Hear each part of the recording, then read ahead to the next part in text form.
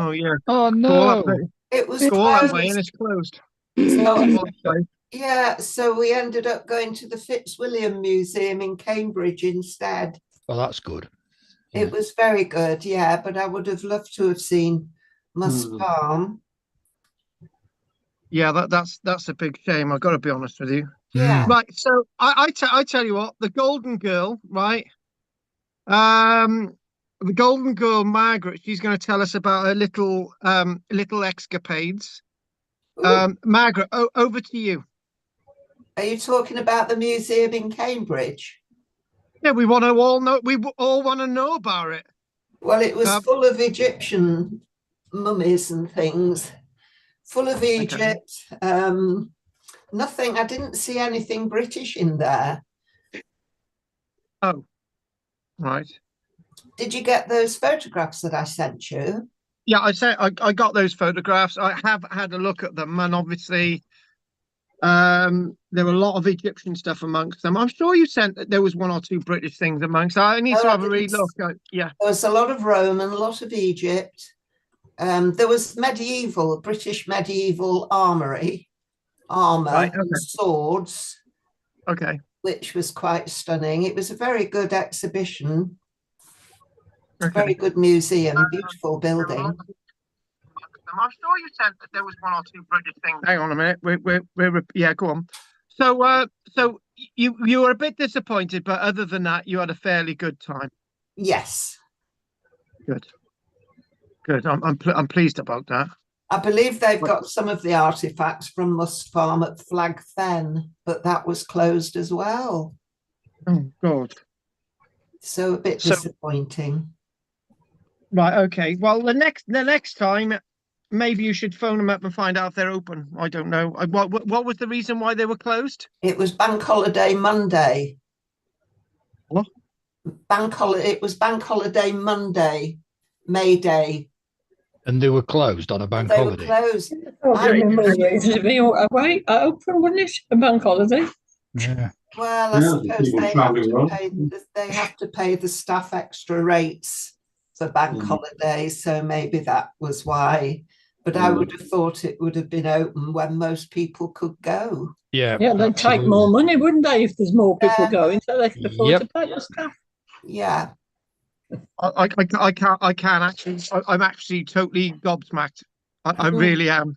Yeah, so were we. I am totally and utterly gobsmacked.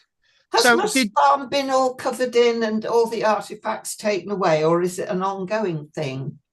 no? It's been covered. Well, all the material that they need is being taken away, but obviously, the site has been covered up. Just in case it. And the other thing as well is they've recorded it, so if they're going to be starting to develop there and so on, it means that it's not going to be so there's lots of aspects there, but there's lots more archaeology in that area, as we will see with some plans today. You'll be quite surprised how much of the landscape hasn't been looked at. So that's one of the points we're doing tonight, how Yeah. much of the landscape that we could still explore. Yeah. So it's just because it's covered up, but then again, it's covered up because you've got Flag Fen just, what is it, kilometre away. So Yeah. you've got an opportunity. The archaeology is there for people to see. So in another locality. So what I'm trying to do in the background is I'm trying to work out where my images of the Aurora Borealis is, and seeing if I've actually got them as a YouTube video. I'm still looking at that. So anyway, thanks for that, Margaret. Let's go on over to Anne. No, I haven't done anything, thanks. No, nothing to share. Oh, you've always got something to share in my lectures, love, always. Right, okay then. What about David? Can you tell me why they've besotted with digging up these graves? It's been ages and ages and manpower digging skeletons up. Right, me and Dave will have a quick chat about this because this is a really relevant topic. So, are you talking about anything specific, or are you talking about generally? Program that's on now, digging for Britain. Everywhere they go, they're digging bloody dozens of skeletons up. Right. When Okay. there's only Okay. skeletons there. I mean, Okay. Yeah. So there's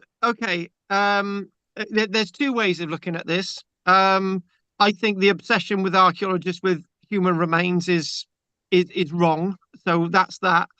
Secondly, they're excavating human remains because they're in the way of a development. So that's the next thing. And thirdly, excavating human remains for the sake of it, I think, is wrong. Fourthly, if you're going to excavate human remains and the bodies are going to remain, you're not doing any damage to the landscape, just uncover them.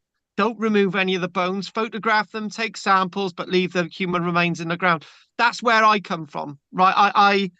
And in this country where we've got a blasé approach to human remains, it's to do with our Victorian attitude. I got to be honest with you, David. 2 points about this, and this is very relevant. When we look at Victorian Britain, it used to be that if human remains were in the ground, they're to remain in the ground, and I agree with that. It's also down to the fact that in the late 1800s in London, there and in places like the Midlands, with new places like Staffordshire and so on, where they were running out of burial places, they introduced cremation. Now, then you're in against the Victorian from the 1840s onwards, building extensive railway landscapes, where the only places that they could put the railway stations were actually on places that there were graveyards, which is obviously the wrong way of looking at things. So this country has a really negative attitude towards human remains. And also the law says if human remains have been in the ground for 200 years and there's no existing relatives and so on, then the rights of those people who actually own those burial plots are taken away.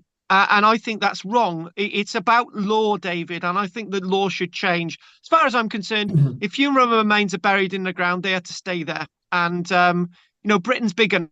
You can bury people, and you have people, and that's my thing. And David, you are very right. In response to the archaeologist, David, where we've got to get balance, if you're going to human remains are good for analysis, right? But there's human remains that need to be lifted because of development, because of the problems with our present day legislation. And there's human remains that archaeologists are digging for the sake of it, which I think is wrong. Yeah, David, you've got every right to mention that. I'm glad you did. And it's important. It's a human, the human cycle of understanding our past is not preferentially based on excavating human remains. We've got buildings, we've got Mus Farm as a brilliant example, we've got chambers, we've got so much that we can look at. And I would say 5% of Britain is built upon today, presently. 5%. You're surprised by that, but it's only 5%. So 95% of Britain isn't built on, right? And maybe 1% of Britain has got human remains buried on them, right? So why do we need to excavate them?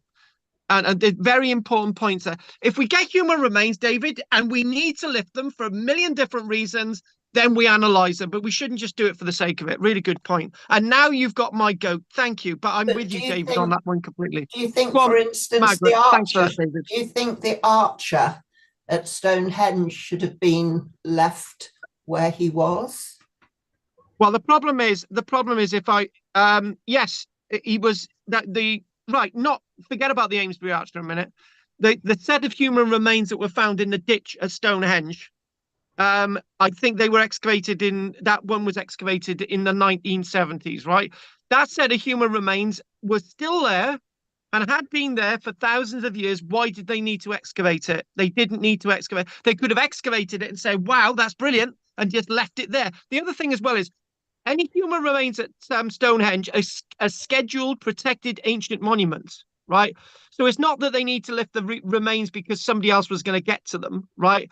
Yeah, that should have been looked at and then covered back over. The remains should not have been lifted. The Amesbury Archer is a case. I'm not exactly sure of the case of the Amesbury Archer, but the Amesbury Archer, I do believe, was found by accident on a housing development site, right? Wherein the human remains needed to be lifted, but I would need to check about that. But you've got the two arguments I just had with David. There's human remains that should be left, and they're not, and there's human remains that can be lifted, and we have analysed it, and that's the argument. So yeah. Right, okay. That's a nice start, and it's a very interesting start because it ties in with a site in North Wales. There's a site in North Wales that in Wales, our the protection of archaeology is quite poor. I was actually just told by one of our people who actually follows us on YouTube that there's new legislation in Wales since 2022 that means that we've got a forensic team within local police that investigates heritage crime. Now, in the past few days in North Wales, somebody's dumped a load of rubble on top of a chamber, on top of a Neolithic Bronze Age chamber, right? Which is an offence under the Heritage Protection Act, and basically that's a prisonable offence to dump rubbish on a scheduled ancient monument, particularly rubble like that. But prosecutions never ever take place. It's not to do. It's to do with all this is to do with educating people in the public. And to tell them that there are things that we need to know and there are things that we don't need to know. And I think we're doing too much of the things that we don't need to know. Right. Okay, then. That said, right. Roger. Nothing this week particular. Okay. Right. Now, we've done Anne, haven't we?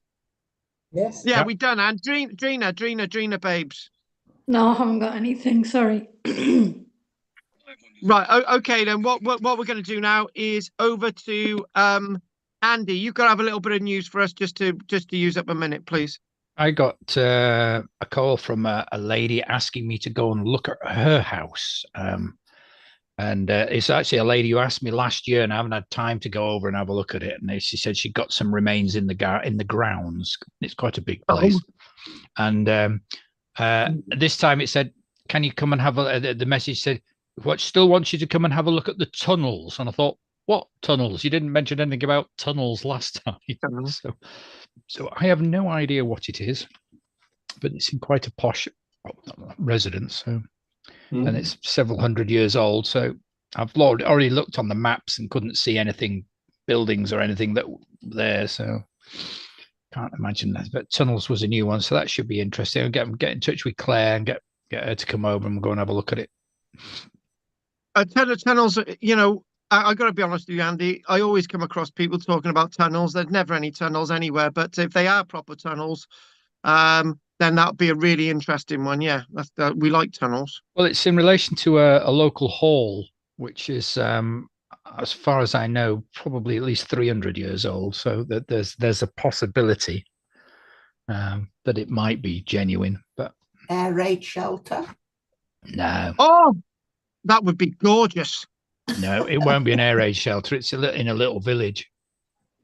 It's not near any towns or anything. So we found one in Hawkshead at the back of our house. Oh, really? Wow. Yeah. Oh, well. Still have the old bunk beds in there. You're joking? Wow. No. When was that? When we lived there back in the 90s. Oh my God. There's not many of them left now. No, exactly. Oh my God, that sounds absolutely amazing. That sounds absolutely amazing. Well, put it this way: if I'd known you then, me and Claire would have gone down there because Claire was into this as well. Yeah, we'd have spent ages down there. What did you say it was, Margaret? What's that? Well, I didn't quite catch what you said it was. An air raid shelter. An old air raid shelter from the last war. I know some of you guys, it might just be modern history, but in some ways we've lost a lot of our our history from that period, and it's just being lost. And in decades' time, people will say, "Oh, have you ever seen a Second World War bunker? No, there's none left. Have you ever seen a pillbox? They've all eroded into the sea. Why weren't these things recorded?" And there's loads of things like that. Right. Yeah. Anything else now? Because we're going to crack on. Anything else, Andy? Nope. Thank you. Right. Okay. So let's get. Unfortunately, I've been looking, and the only images that I do have are the Ari Borealis or whatever it's called, are actually on my phone, and I'm just gonna. Oh, right. So I'm gonna take this off a minute. Background image, none. Okay, none. So if I hang on, there none. Let's get none. Okay, good. And if we do this. That's not none. And here we go. That's basically what I photographed. Oh.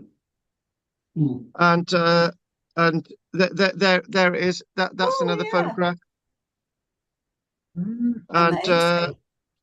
And there we go. Can you see the colours? Yeah.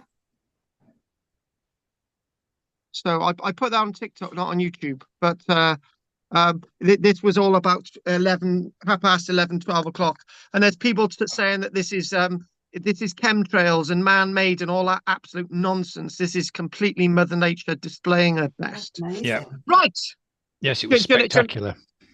Yeah, spectacular. And it was like my neighbour contacted me. She said, "Oh, I'm sorry to contact you at 12 o'clock at night." And I was driving back at like between 12 and 12:30. So basically, you have to have this certain filter on your phone, and you would press a button and another button, and you get these beautiful colours. Oh. So yeah. Anyway, let's crack on, and hopefully this is all going to go well. And let's hopefully straight away. Okay, there. So what we have all of those images. So we've got not a massive amount to go through, but we've got a fair bit to go through today, right? And Must Farm, is an amazing site. I know we've already done part 1 to it, and I think I could have done hours and days looking at Must Farm, and the only thing that I really need to tie up from the Bronze Age subject that we're doing now is the looking at the Mold Cape part 2, and then introducing the Iron Age. So that's where we're going to be looking next week. Now, I've got to say that sometime what we're going to do is we're gonna be looking into the Nessa-Brodgar excavations. Now, I think the Nessa-Brodgar excavations, I think, are beginning really shortly, even if they may have already begun. And so I might start giving you updates with that, and we'll do what we did last year, like Nessa-Brodgar. This is what we found. So I know that's going to be all Neolithic and whatever, but that'll be really good. That's exciting because it's the last year of excavations at the Nessa-Brodgar. So what we remembered from Must Farm last time was this image. What we remembered from Must Farm last time was the excavations take us back in archaeology 3,000 years.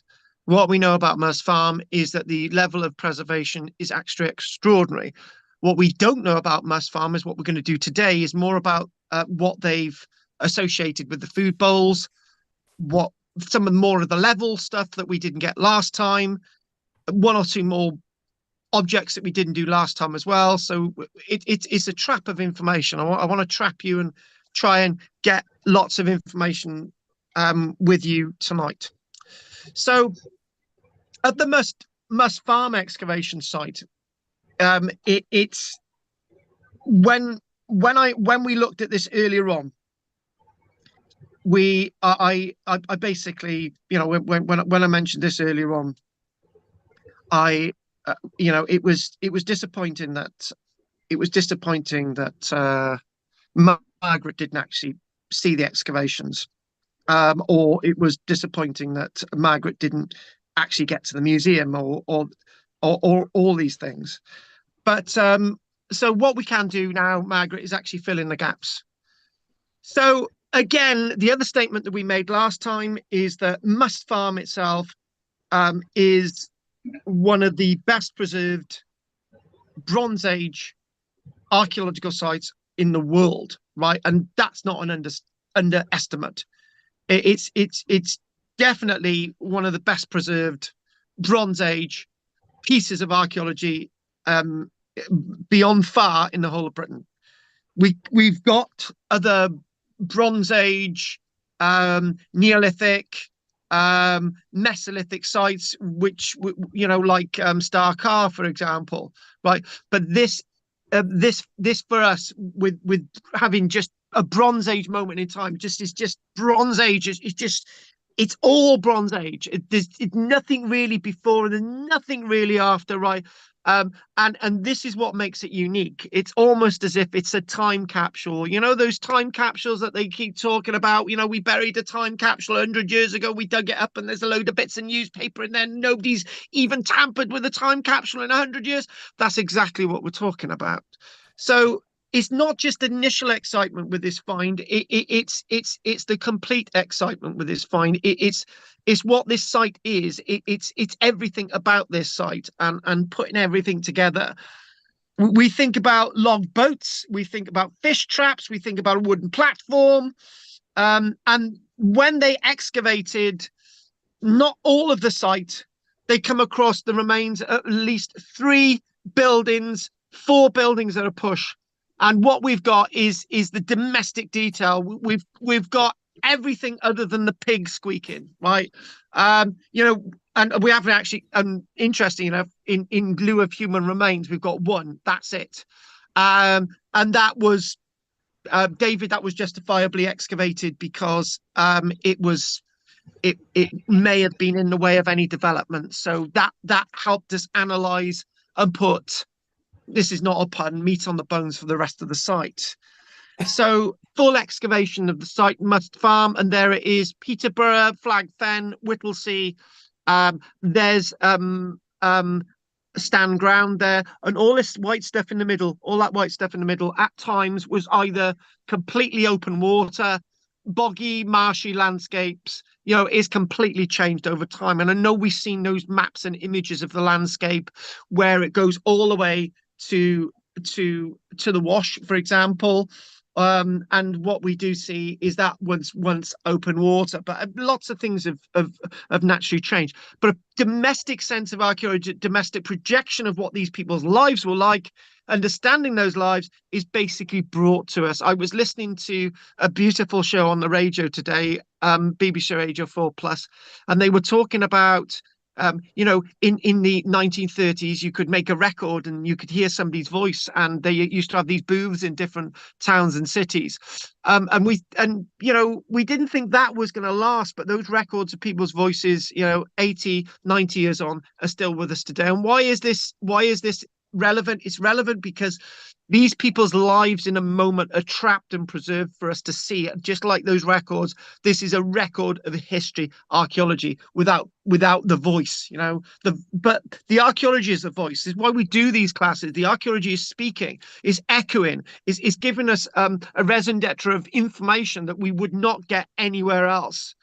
Now, my notes here tell me, and this is really interesting. My notes today are actually from Peterborough Archaeology, and it's very interesting because the notes that we did last time said that the settlement at Must Farm was used for a year and a bit, but these notes tell us that the settlement at Must Farm was actually used for, guess what, 6 months, right? So what we're going to come to these images again, and I want to look at this in a moment, and that's this plan, and look at that, a boat with these marks on it. So again, the wheel, look at these, but I look at those pots. But let's just go back again. Let's go look back again. I like maps and I like plans, right? So look at that one there. So what we've got is you're showing there 4,000 years ago. right? We know that at least that area in blue, at least 4,000 years ago, that is all water, right? Today, there's only a little pond here and there within that landscape, right? So as we move on to 3,500 years ago, there we go. And slowly but surely, what we've got is Must Farm coming in, right? So Must Farm doesn't exist. Must Farm doesn't exist 3,500 years ago. So this is part of our understanding, part of the chronology. All these little red things on you are indicating bits of archaeology, bits of archaeological sites, and so on. Fengate is the wonderful other Bronze Age site was excavated, but that's on the land. So all the yellowy stuff there on the image too.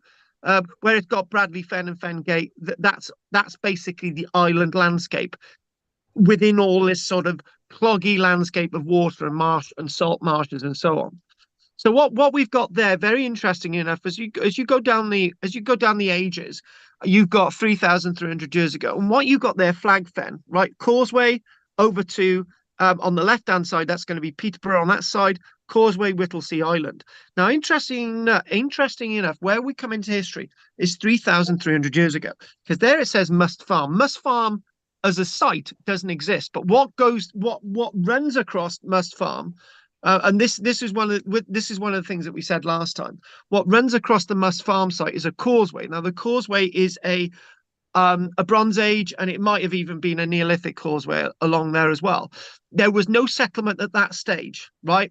There was no settlement. Somewhere between 3,300 and roughly 3,300 and roughly 3,000 years ago, the causeway was abandoned, and there comes in the Must Farm pile dwelling, right? Now you can see it's directly on the watercourse, right? And basically the watercourse, the water channel was deep enough, not really showing there, was deep enough 3,000 years ago, because the date there, 2,850 years ago. So 2,850 years ago, lots of the Must Farm landscape was now starting to sort of be inundated with muds and silts and all the rest of it. But definitely 3,000 years ago, right, the Must Farm settlement was in an estuarine flooded landscape. So it's nice to have a little look at this, to get a play, to try and see how this interacts with the rest of the landscape, how all of this connects. And the biggest thing here is the sense of communication. We're communicating the information today. They needed the communication with water and all the other things that are actually going on there, right? So again, when we're looking at this, I like this plan, and we're going to spend a little bit more time on this as well. So all the little grey areas there are the areas that they have excavated at within the Must Farm landscape, within a Flag Fen landscape, within Fengate landscape. And what you can clearly see is the little grey boxes are where they've excavated. And you can actually see that most of the landscape hasn't really been excavated at all, right? And this is really really important when we look at this landscape, right? So what we've got there is you can see there that if we put a percentage and we think about how much the landscape's been excavated, most of it's been excavated on land rather than where we see that area there where you see all the little black bits, lots of big chunks of that have been excavated, right? But when we're looking at this landscape where all the muddy, boggy landscape and all the rest of it is, big chunks of it haven't been explored. So there could be another Must Farm there somewhere. We don't know, might not be preserved, but think about it, folks. It might be better preserved than Must Farm. How it could be better preserved than Must Farm, I don't know. Maybe somebody's going to jump up and say, hey, boys, girls, I can tell you more about it. Right, other than a book, I don't know how much more we could have got well preserved at Must Farm. But when we're thinking about Must Farm, it's a settlement. Whether it was used for 6 months, 11 months, or whatever, 2 years, it wasn't used for a very long period of time. The houses had caught fire, nice terminology there, and collapsed into the mud and water below, a Bronze Age Pompeii.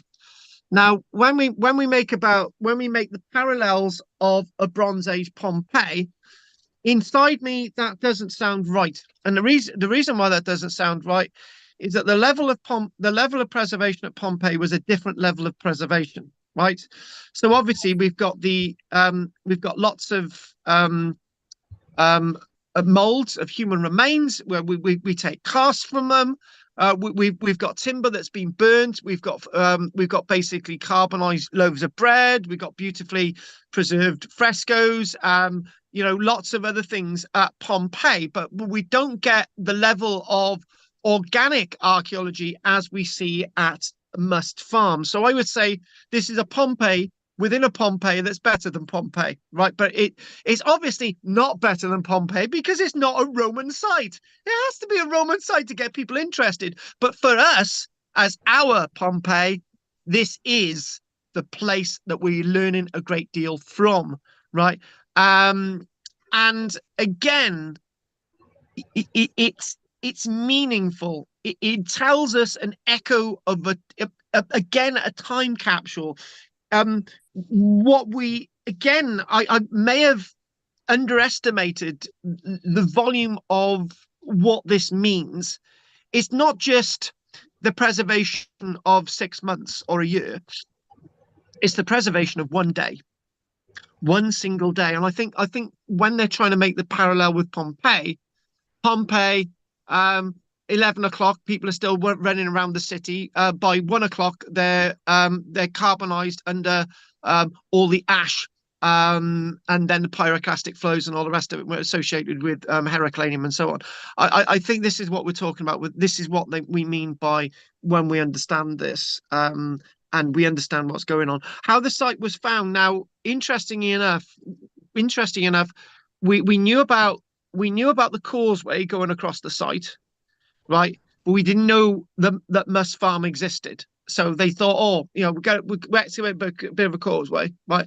And we'll cover it back up, and that was it. But somebody basically said, actually, there's a bit of causeway over there. So when the site was exposed as a result of the extraction of clay for brick production by Forterra, Terra means earth, which was the London Brick Company, Forterra.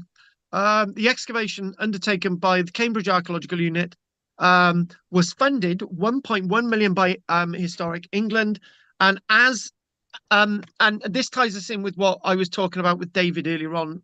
It was developer funded, so the developer was legally obliged to pay for the work at the site, but there are limits. In the word of the law, right? The developer makes a contribution to the evaluation of the archaeology, right?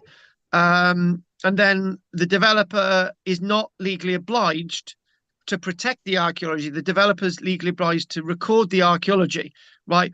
And within a time limit. So basically, Historic England said to Forterra, right, we'll fund the other work that you can't fund and you're not legally obliged to fund, right? And this is the way the site was looked at and uncovered, right? So, and again, when we see this whole, when we see the whole palimpsest of the archaeology, right, and we think, and we look at that there, look at the distance between Must Farm and the Flag Fen site, just over 1 kilometre, and it's, again, it was another opportunity, right? And this was an opportunity of excavating a site that was newer than Flag Fen, but within a period of archaeology that we didn't know so much about, right? And it's always good to get this organic residue, this organic evidence,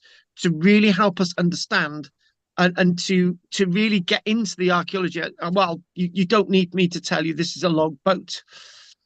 So when the work was being undertaken at the site, we had an idea of this sort of walkway that went across the site, but not an idea of the site. We had an idea of the boats from 2011, the work of 2011. So coming into 2014, we had the Forterra issue and the quarry and needing the clay, and therefore we started finding everything else. So in 1999, right, in 1999, this is really, really interesting, right? I'm just going to make sure I get the image in there because it puts in context. Right, this is really, really rare, right? So this is near where the buildings which they excavated, and what this is showing, right, is those little circles there are actually showing the 3,000-year-old Bronze Age timbers sticking out the surface. So in 1999, decaying timbers were discovered protruding from the brick pit, the filled-in brick pit in 1999. And the brick pit is then going to be used for the clays to which are going to be later excavated after 2014. So investigations in 2004 saw that these timbers were actually Bronze Age, but they had no idea it was associated with a proper structure or a whole village. They had just no idea. They had just no sense of anything, right? And if we again, when look at that there, isn't that lush? Look at that there, loving it. Look at these images. Just go through this. I'm going to back to the boat, right? So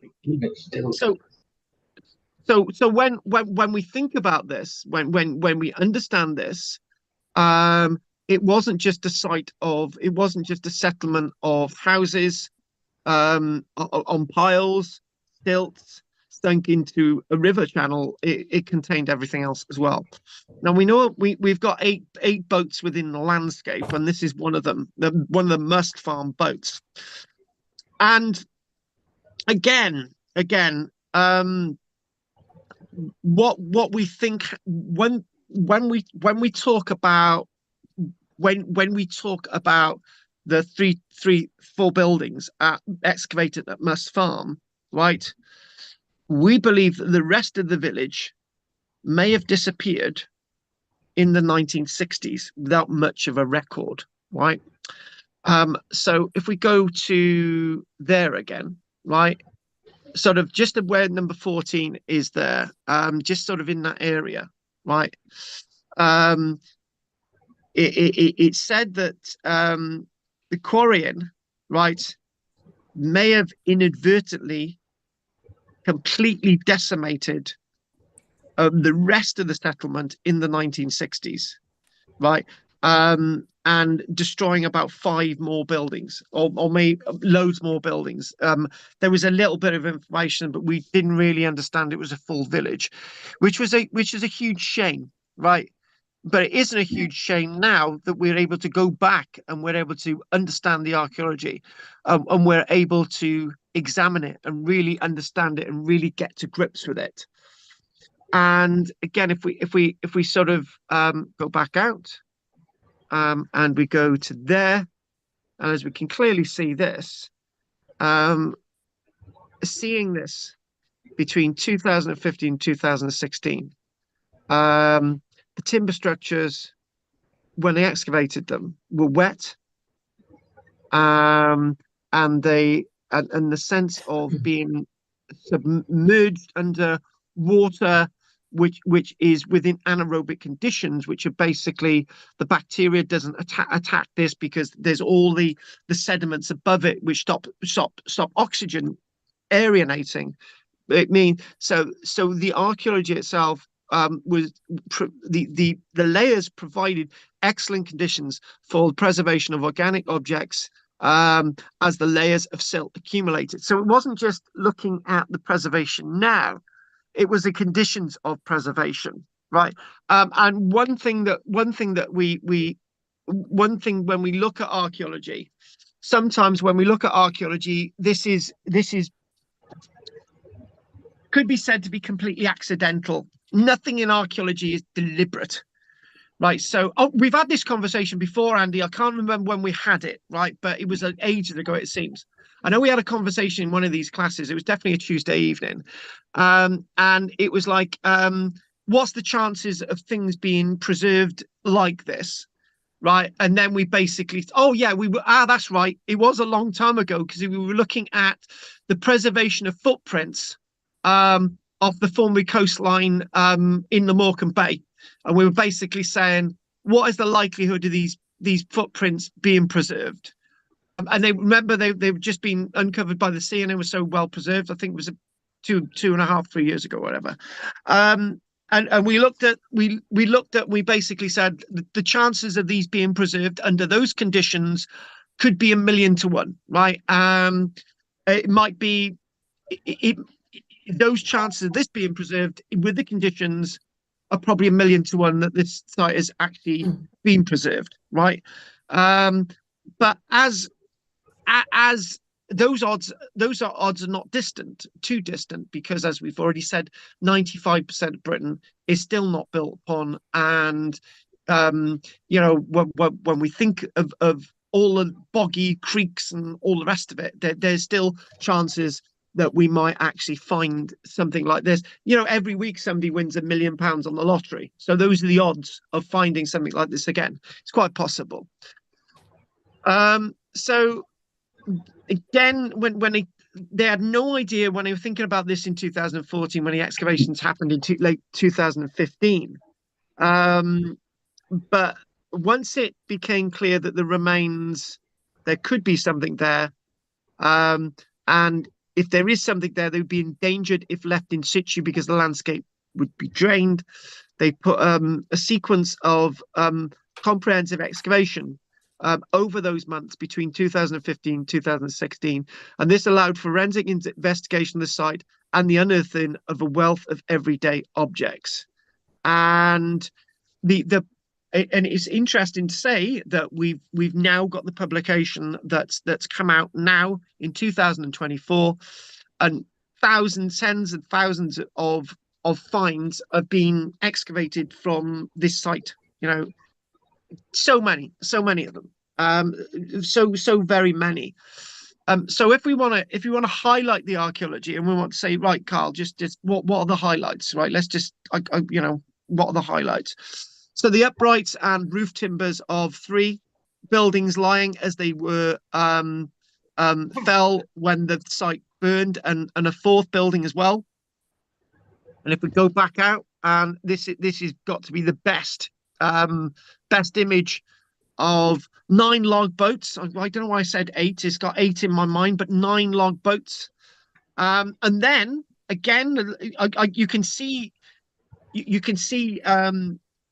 you know, that there's some kind of design on this, right? You know, and it might be that some carpenter said, oh, you know, I've carved out this from a log, right? So I'm just going to, you know, they might be accidental, some might be deliberate, we don't know. It's decoration on a boat. It's great. And when we think about how things were done in the past, and you get somebody saying this is how it was done, and you think, right, okay, it almost makes us think more. It almost makes us ask more questions. When we don't have the answers, we're guessing, right? And there are less questions. But when we've got answers to how a boat looked and how they did it out of a log and what wood that they used, we got lots of those answers tonight anyway. But again, this is really helpful. And the wooden wheel. I know we did. I think we must have done. I think we did a whole big sequence on the wooden wheel, didn't we? And we mentioned this last time, and I think we mentioned this last week, and we mentioned it again.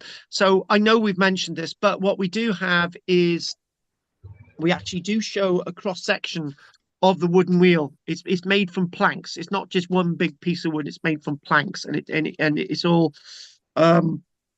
It's all put together, and we'll have a little look at that in a short while. But again, this wooden wheel, and being within the settlement, which is this is a platform village on the muds and the silts, but there's a wooden wheel associated, and there's part of an axle in the middle there, and you're thinking, why is this at the settlement? Could it have washed down, and what's going on? But it's still at the settlement. It couldn't have, because this is in the sequence of the archaeology that was actually excavated. So there's that intriguing question.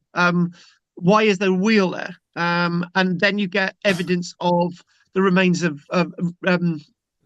spinal bones of a horse, and you're thinking, oh, the spinal bones of a horse indicate that the horse may have been associated with this, and therefore, it could have been equally pulled by oxen. But again, sometimes the point I made earlier on with the boat is when you get a wooden wheel, we now know that they had wheels like this. So that's answered that question. We know that they had vehicle transport. That's answered that question. But the question is then what draft animals pulled the wagons, or what did these look like? Was there two wheels? Was there four wheels? You know, all those questions. So you actually get more questions. Next, and look at that. Fabric yarn wound onto bobbins, right? And you're just thinking, oh, they're bobbins. Okay, so that opens up another question, right? Who was actually maybe they're men and women, associated with the yarns made of wool. And then you think, well, what we can now is work out what wool was used. Was wool used from elderly ewes? Did they use wool specifically from rams? Why am I talking like this? Because that's the questions that we're now asking, right? If we hadn't found these, we wouldn't be asking those questions. Now we're asking those questions because I get up and close to my sheep, and I know, for example, the sheep that we've got, we just pull the wool off them, right? Do you know you get the saying, pull the wool over your eyes? Well, they're rude sheep, not rude as in naughty, but rude as in you just pull the wool off. You don't shear them, right? So what type of wool did they use? So again, those are the questions that we wouldn't have asked before because we wouldn't have had the evidence. Now we get the evidence, the bobbins, and this is what we're faced with. This is more and more questions coming from questions answered. It's a bit like if we want to look at metaphor. Well, there's a woman over there.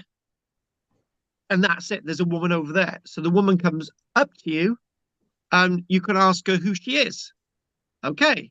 She answers the question. And then you go, right. And you get into that conversation. So it's having conversations with artifacts. And this is what archaeology is about. Not just human remains. And I'm really pleased that David asked that earlier on.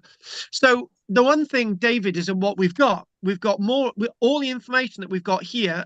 We don't really look at an image of one set of human remains that was found in the settlement, right? Which was from a girl that may have already passed, which is likely she was already dead when this settlement set alight, right? So she's not really part of the story of this moment in time, right? So all the evidence that we have is non-skeletal evidence, right? And I think this is the point that we're making. We do actually have a cross section of these three pots. There's three pots here. There's a nest of pots.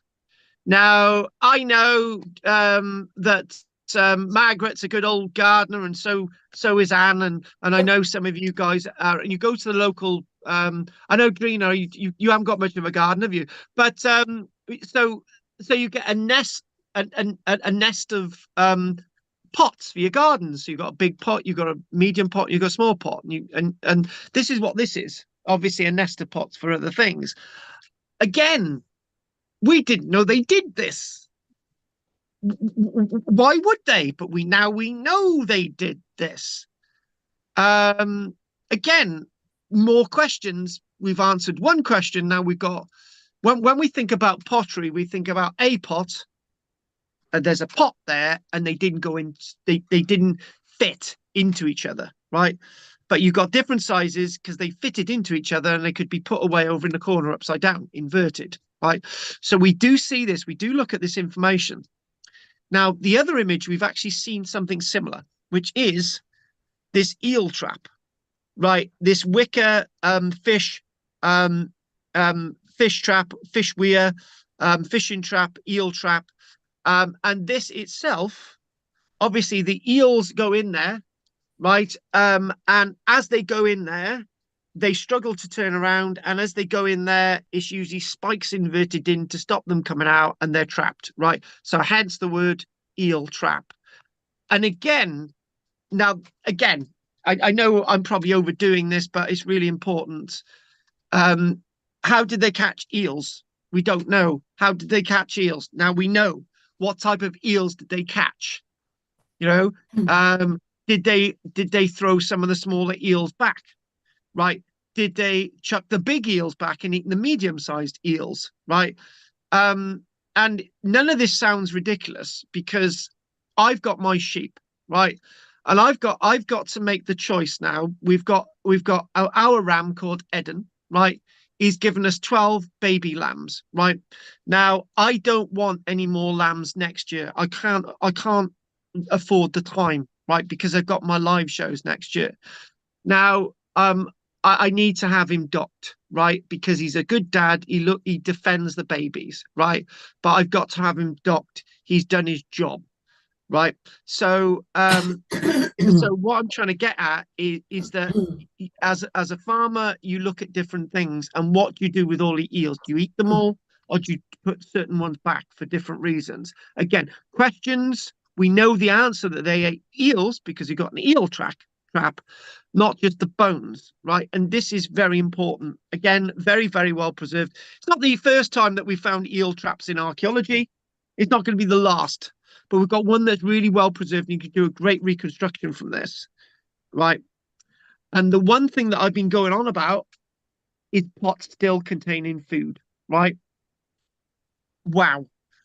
Now, when this came out in the media, it was like, oh, pots containing food, right? Let's talk about something else. And no, let's talk about the pots containing food. And we will look at these in a little bit more detail. But again, this for us, this understanding, this image offers us closure on lots of issues, right? And as you can see, they're upright, right? And we'll explain basically. We did have that debate last time about, you know, what was the floor like? How did these pots sink to the bottom without timbers smashing them? And you know, what was going on with the floor level? We're not going to do that today because I think we had a bit of a conversation about that last time. But these pots are full of their contents that they had. These are the last meals. Okay, the last meal of Jesus Christ would not be great, but this is the last meal of these people, right? And it's like, why didn't they touch these meals? But we didn't obsess about why the site burnt. We don't obsess about that today. We discussed that last time, but again, it's looking at all the intricacies of the archaeology and trying to make the archaeology speak, because the archaeology is speaking to us, right? So what I want us to do is just go out of this image again, right? And I know it's and I know Pete doesn't want me to go back and forward on the images because it's upsetting him, right? So we're just going to look at that. And the next question is that when we think about this, is where does must farm fit into this? Must, M-U-S-T. Where does must farm fit into the archaeology? Where does it fit? Where's the fit? How does it fit? How is it set within the landscape? Right. And again, when we think about this, interestingly enough, this is a bit of a dichotomy, right? This was a period of rising sea levels, right? An encroachment of lands which had previously been dry land. However, there's something else going on here where the landscape is being silted up. And that has a reverse effect on what's happening is that the sea is coming in. It's laying a level of silt. Water's coming in and filling the landscape with silt. So instead of being a flooded landscape, which is ever ending being flooded, the sea is silting up the landscape at the same time. So vis-a-vis the effect is that land is being created, right? So it's a bit of a dichotomy there. Now, when we look at these people, when we see these people, as the landscape is changing, what's happening, they're living within the changing world, right? And 1 minute their settlement is on the edge. There you go. The one on the left, right? One minute it's within a watery domain. 150 years after the site's been abandoned, if it was used for a year, whatever, the landscape has been clogged up, bogged up, and things have very much changed. And it'd be very difficult to be within a still landscape, within a landscape that is boggy, dirty, smelly. You know, it's not going to be a pleasant landscape to live. But that doesn't tell us about why the site was abandoned, because that was happening after the site went up in flames, and obviously then the layers of material silted up and bogged up and created a peat level above the site. So there's really a lot going on, right? And again, when we think about this, when we look over on the right hand side, that sort of yellow pillar on the right hand side, that's where the dry land is. That's where the animals are going to be. That's where the crops are. That's going to be wood, and in a way, when we've mentioned this thing that okay, let's just move up a bit. When we're talking about the causeway and we're talking about Flag Fen, and there at Flag Fen, there was a little sort of platform, just above the end there, and we think about the platform. We think about how Flag Fen is working. We think about these causeways, and we think about these little island domains being dragged to the land, being almost as if pulled to the land, as if they're land as well. Artificially created land being pulled to the land, because the land itself is the area of the dry land where all the animals and the crops are, and connecting, having that red walkway between the Fengate side on the left hand side and the causeway landscape where you've got all the rich agricultural land and so on. It's almost as if we're trying to tame and control Mother Nature, but Mother Nature has the last laugh, because when it silts up and makes the landscape unable to be habitable, because you can't really use it for anything, because there's no fish there anymore, because there's not much water, it's just boggy, and so on. So looking at Flag Fen, but Flag Fen, unlike Must Farm, unlike Flag Fen was abandoned because of that scenario. But Must Farm was abandoned for other reasons, i.e. it set alight. So again, going back to this, and I'm really hoping that I do have enough time tonight, and maybe I do, maybe I don't, we're going to see. So the houses and their contents, this is just not the bowls, loads of other stuff here. The houses and their contents are entirely consistent with other scattered evidence across Britain from this period. So what we mean by that, what we find at Flag Fen, we find the bits of pottery that we find in other sites, but the other sites, there's only bits of it. We find the odd bits of wooden evidence elsewhere, but we find it all at Flag Fen. And we find evidence of wattle at some sites, but we find it all preserved at Must Farm. We find evidence of daub, which has been fired because the building's been set alight. You actually find the daub in its clay form and burnt form at not Flag Fen, and Flag Fen and Must Farm. Right, I was saying Flag Fen then, was I? Must Farm, sorry. But Must Farm itself is the area of the archaeology of Must Farm where you get the contents, which are the broadcast of what the Bronze Age was like. So although the quantity of objects is unique, it is likely that we are gaining a glimpse into typical everyday Bronze Age life. So it is unique, but moreover, we're seeing Bronze Age life as we've never ever seen Bronze Age life before. This is what we're seeing. This is what we're understanding. And again, those bowls full of food, Now, I thought this was a nice little reconstruction. where we can reconstruct the past at Must Farm, Flag Fen, Star Car, and all these other sites. We can see the past. We can understand it. Again, drawing an illustration of what that landscape away from Must Farm was like, because of the evidence that we've actually found at Must Farm, rather than just thinking, oh, we'll just chuck that in there and we just hope that that looks good. When we think about Flag Fen, is the depth and waterlogged nature of the site which makes Must Farm so important. Objects which would normally have decayed or have been destroyed by agriculture and subsequent development have lain undisturbed, and therefore given us that broadcast message that we see at Must Farm. And it is a settlement. It's not just one building. It would have been nice to have just found one building, but we're just spoiled, you know. I don't understand the maps. Sorry. Why not? Can you show them again? Do you mind? No, I do mind. Let's show them again. Sorry. Well, let's just see this one, right? And we'll go right. What you've got, right? No, when it showed the four, it showed with their four maps. Right. Okay. Let's just. I want. Right. Okay.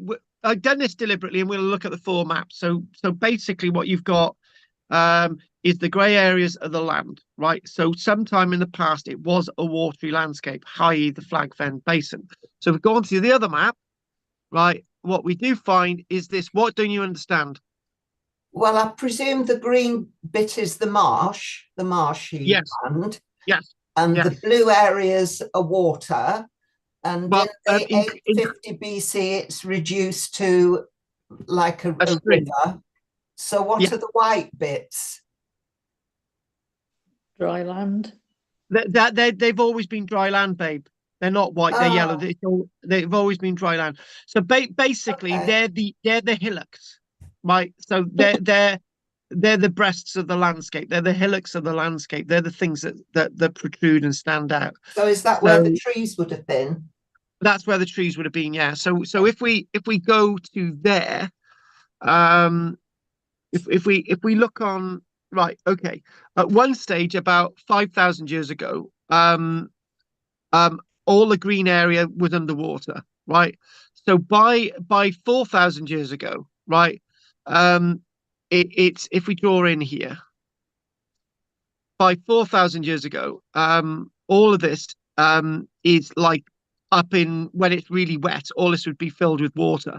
But in the summer months, right, what you've got is these two lakes, right? So if we go on again, and I was going to do some more of this at the end anyway, but I'll just do it now. So when you look at the landscape with 3,500 years ago, the Fengate excavations, right? What you've got with the Fengate excavations, those lines indicate settlements, and the red lines, and they also indicate what we find in lights of field boundaries, field ditches, drainage ditches, and so on. Right. It's quite interesting that they needed drainage ditches when they needed drainage ditches, because even that got boggy and sort of inclement in the winter months. But that's basically what we're talking about. But again, we understand that there from the archaeological evidence of these grey areas, and we're obviously all the other bits and bobs actually showing, and aerial photography and geophysics and all the rest of it. So we don't have a full picture, we only have a partial picture, right? But obviously we've got enough. And the one thing to be said is, when we think about the archaeology, it's incredible that we've got so much from so little when we think about the amount of archaeology that hasn't been excavated. Anyway, thanks for that, Margaret. Anyway, we'd go on for a little bit longer. I've got to try and make sure that I do a little bit more before the break, because I don't and then what's going to happen at the end, I'll rush it all, and then we don't want to do that. So back to what we said. So the nature of the archaeology gives us a view of these reconstructed images.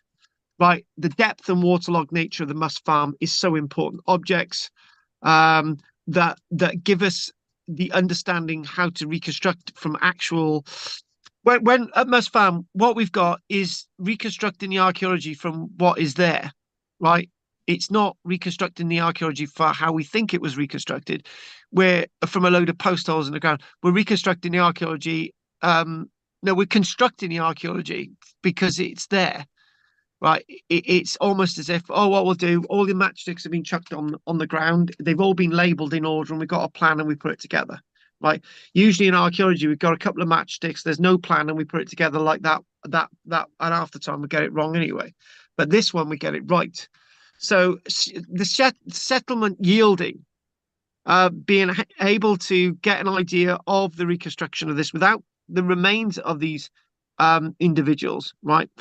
And the settlement yielded the largest collection of domestic metalwork from Britain, including axes, sickles, gouges, razors. Must Farm has the largest and finest collection of textiles from the Bronze Age, and I'll show you 4 images of the textiles. And these extremely delicate objects were preserved by the unique combination of charring, waterlogging, resulting from the destruction of the settlement, and obviously the right time and the right moment and the right information at that time. And this is what we're talking about. Chief Executive of Historic England, I think this was back in 2019, or is it now? I don't know.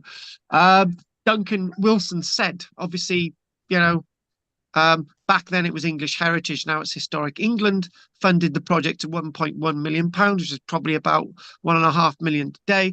A dramatic fire 3,000 years ago, combined with subsequent waterlogged preservation, has left to us a frozen moment in time. Again, I can't stress that, which gives us a graphic picture of life in the Bronze Age. This site isn't just of British importance. As Duncan Wilson tells us, this site is of international significance, and its excavations really will transform our understanding of the period, and definitely have. So we've got a nice chunk of information still to do, right? And I'm just looking through this, and I'm thinking, right, I can't have a break yet because I've got a hell of a lot more to look at, and we've got some really nice things to still understand. So let's come back to this image, and what we are going to do, let's just look at the importance of this image again back in 1999. And if it's likely that we would have found it because of the clay. They would have been found, right? But it may not have been recovered in the way that we've recovered it if we didn't know there was something there beforehand. Okay, what do we mean by that? But it's like, okay, Vindolanda, we don't know is there, right? We're gonna build a road through it, right? And suddenly, oh, we found a few shoes. Oh my God, that's brilliant. If we don't have the technology in place, we're not going to be able to preserve those shoes. Right, we're not going to be able to have the archaeologists on site to excavate Vindolanda as we have, right? If they didn't know something like they've got a sharp eye and a curious mind, is the simple answer. We wouldn't have had everything in place for Must Farm, and I know the developer would have been happy to have the archaeologists on site because they turned out to be really good with the archaeologists. But we wouldn't have been able to excavate in the way we have. So the Must Farm excavation was triggered by local archaeologist Martin Redding, who in 1999 spotted some alignments poking out. There he is, poking up at the edge of the then water-filled brick pit. And obviously that brick pit is then reopened up, and this is what we're working on in 2015. And so on. When the owners decided to recommence extraction, the need to evaluate and then excavate the site became imperative. So this takes us to 2015. So it's always good to have some knowledge, some information. And it's a bit like it's a bit like at the beginning, Andy said, oh, you know, he's got a friend, you know, they said, come to his garden, you know, there's something here, right? Now let's put the pressure on Andy. It's Andy's responsibility to investigate that, because it might actually be quite important, right? So we've got the information, right? Now, if Andy doesn't go out and see what's there, the woman that he's talking about might actually sell her property, right? Andy forgets about it. 10 years down the line, they build a garage. There's important archaeology there, but they've damaged part of the archaeology.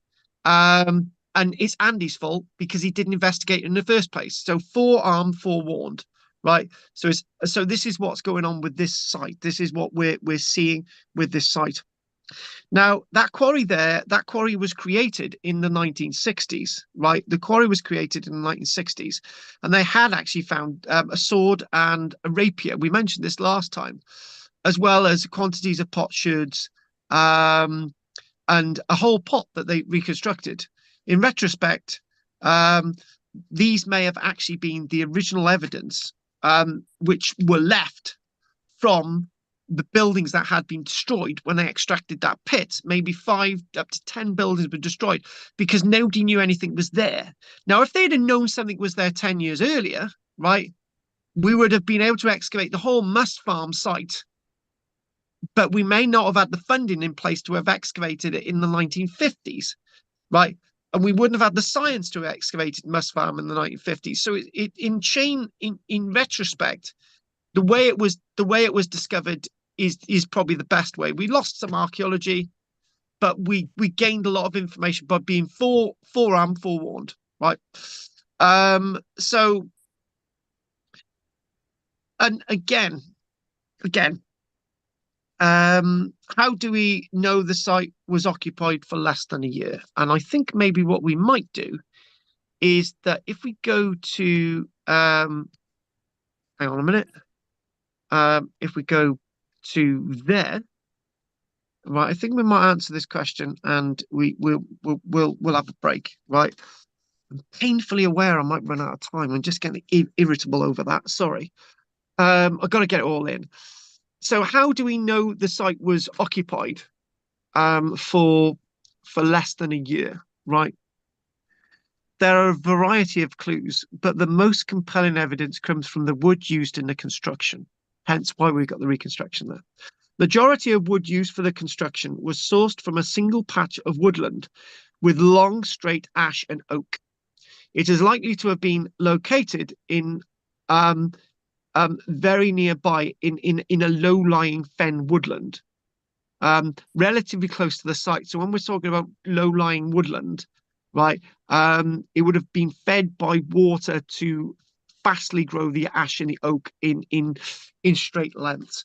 And I actually, interesting enough, I did a video today on this very thing. I went to a woodland today, and I went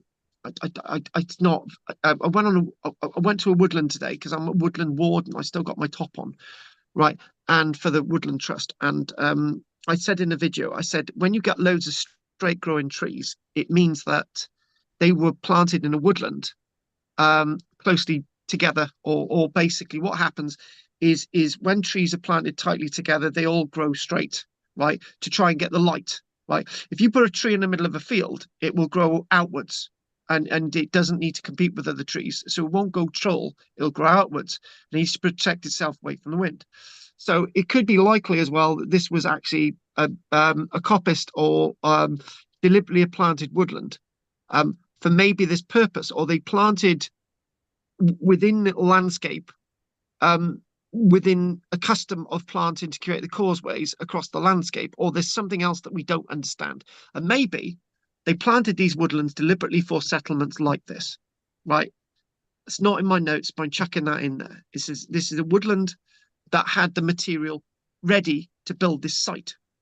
Right now, Michelle said to me, she said, why don't we have lots of wattle fencing for the site here instead of having barbed wire and mesh? And the answer is quite simple. If you're going to have thousands of lengths of wattle for fencing, you need to grow it, right? You're not going to naturally find it in woodland, right? You've got to grow it, right? And this is what we're talking about. Anyway, back to this. So dendrochronology indicated that the trees were felled during the autumn and winter, right? So that's a good time because the trees themselves stop growing, and the moisture is more constrained and restricted, and it's better to fell it down at that time. So the other reason why they knew, and we'll go to this last point here. Let's just not try and rush this.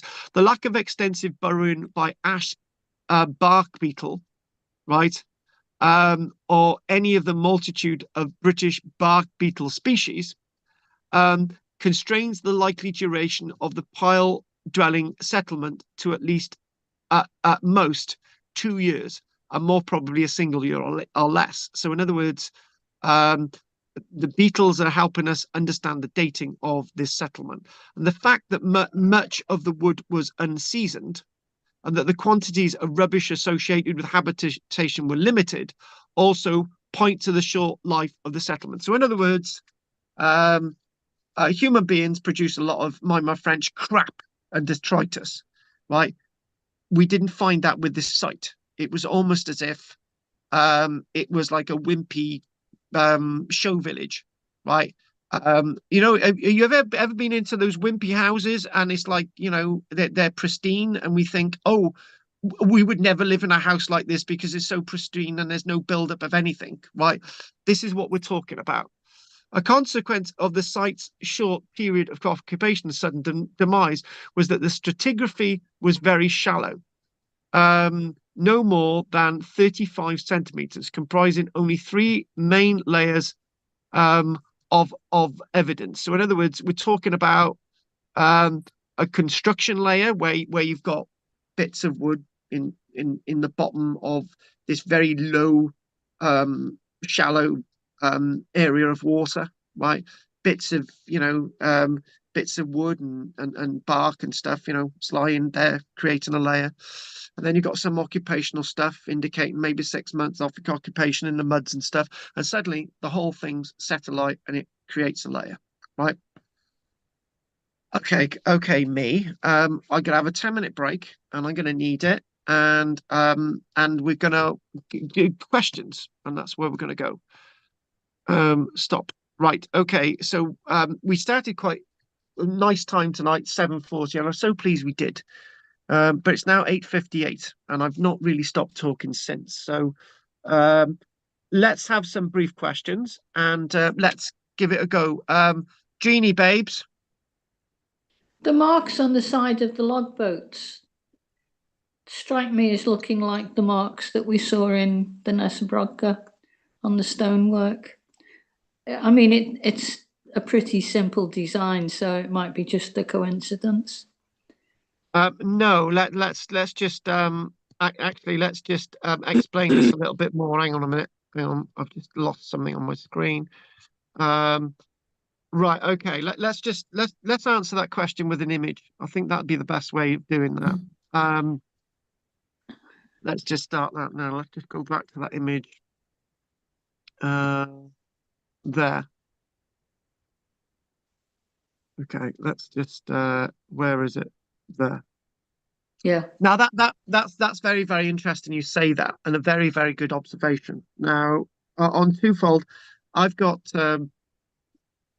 lots of stones here, and we dig them up, and we've got lots of stones that have got this type of design on, and obviously that might be to do with agriculture, right? And it's part of what's there is the carpenter's tool marks, but there's too many tool marks on there just to be accidental. There's far too many, so they are deliberately placed on there, right? I'm going to they're also inside and out. They correspond inside and out, so they're there for a reason. I was going to make the stupid statement that maybe they're placed on the outside to give some more strength, some more ability for the boat to not be as streamlined in the water, but they might all be ridiculous suggestions because the lines are also inside. And you are dead right; it does look like what we're seeing at the Nessa Brodka. Anything else with that, Drina? No, no. Good. Okay, Andy. Andy, I just mumbled then, which has come from nowhere, right? Having marks on the outside of the boat, obviously inside of the boat as well, but not having a stream, that would not make it as streamlined, was it? So, what would that do to its ability to be used in the waterways? If you can tune into what I'm saying. Yeah, totally. It would slow it down if it was below the waterline, but I was guessing that looks like it's above the waterline, what's called freeboard. So that would be more be decorative and not really an issue. No. Okay. Inefficiency wise, I can't.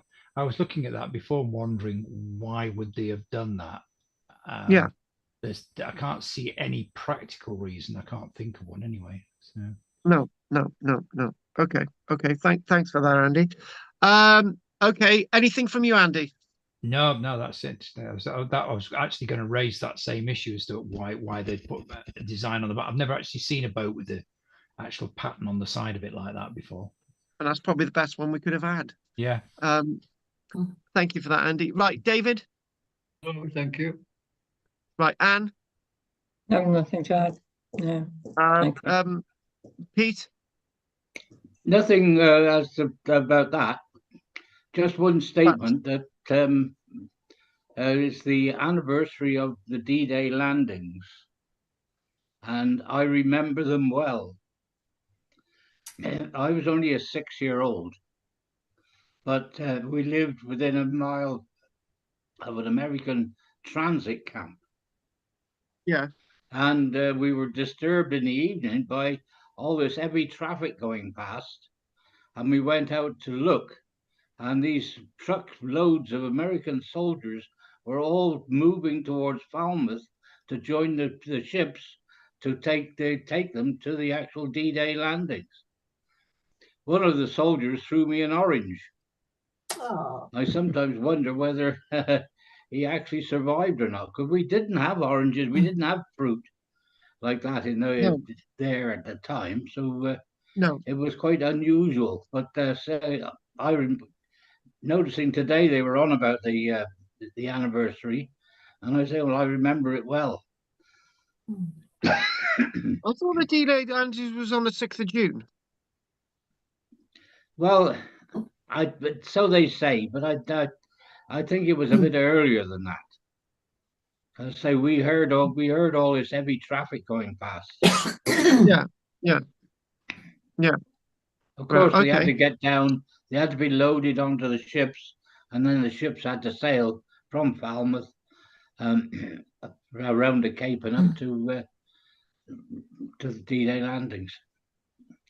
Oh, it's good. It's good to remember that. Obviously, the boat link there as well. Yeah, cool. Thank you for that. And the orange banana, my banana story. Right. Anyway, thanks for that, Pete. Right. Okay. Margaret. Yeah. Had those 9 log boats been scuppered? That's a really good question, and obviously, I think in my notes it says that they're going to be doing a separate report on the boats, and that's not with us yet. And can I just say I can't really answer that. It's a really interesting question, but we haven't got the full report on the boats yet, all the reasons and wherefores. And one of you may need to look out for that, because I don't think it's going to be as available as we think. And some of them are just found in sort of abandoned creeks and all the rest of it, and they may have just become waterlogged. They may have just become abandoned and just left and so on. So that's a really difficult question. That's a really difficult one. Right, Roger. No, nothing yet. Okay, it's 9:05, folks. I want us back at 9:15, and then Roger will be leaving us at 9:30. So let's let's have a quick break, and 10-minute break, and we'll be back. Okay. Okay. Well, I'm glad Roger does what I tell him.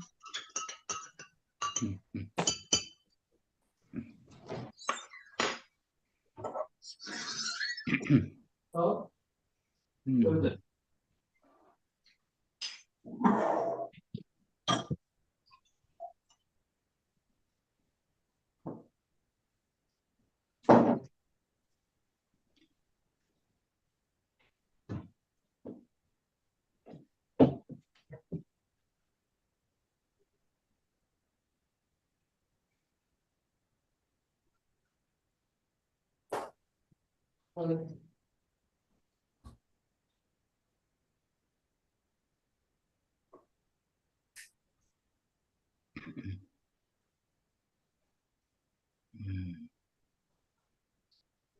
Hmm.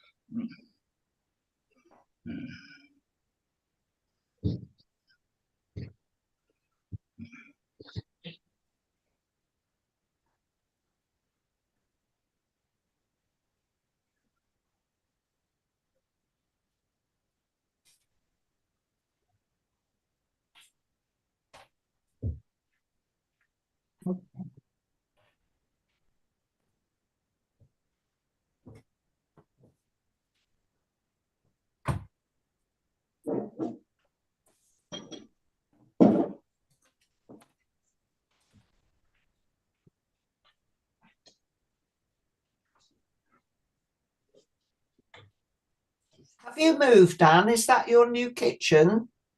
No, this is the old one. Oh, is it? I Do you just turned usually it. have a leaf or something on the wall? Yes.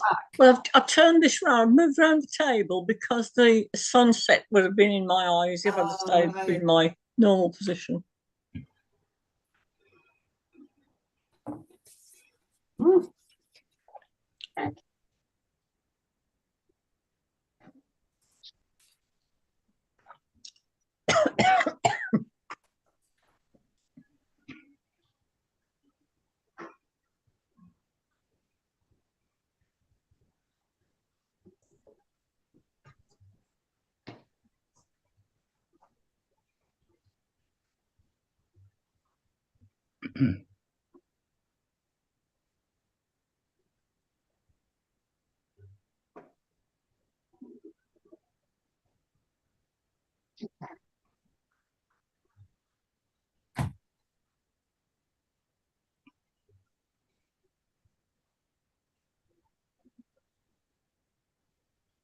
My dog's just been eating grass.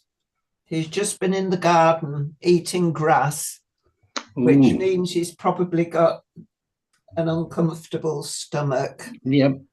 So I'm expecting he might throw up at any minute. But it's surprising. It's a particular grass. It's not any old grass. He seeks out, it's like a broadleaf grass. And it just amazes me how animals know how to cure themselves, don't they? Yeah. Oh, yes. We've lost that knowledge. Yeah, a cat does it. Looks for that. I don't know whether you ever tried touching that grass, but it's got a really sharp edge to it. Right. I think it's really rough, and I think they're trying to just kind of purge the system with it. Yeah, but they just have this instinct, which we would have had at one time, many moons ago. And I just thought, if the world came to an end and there were just a few of us left, I mean, you'd want somebody who knew all about plants, herbs, and wouldn't you? Yeah. You wouldn't, you wouldn't want. We'd be like early man, just struggling to know what to do. We'd be worse, wouldn't we? We'd probably fail. What the most I was only listening to person? Bill Schindler again last night. You know, the Bill Schindler, who the archaeologist who Oh, does. yeah. And he was saying that throughout, man has always been fully involved in making food. Well, we're not anymore. We've removed ourselves from the way that you have to do. We've removed ourselves by having other people doing these things for us. And food was always central to things in early life.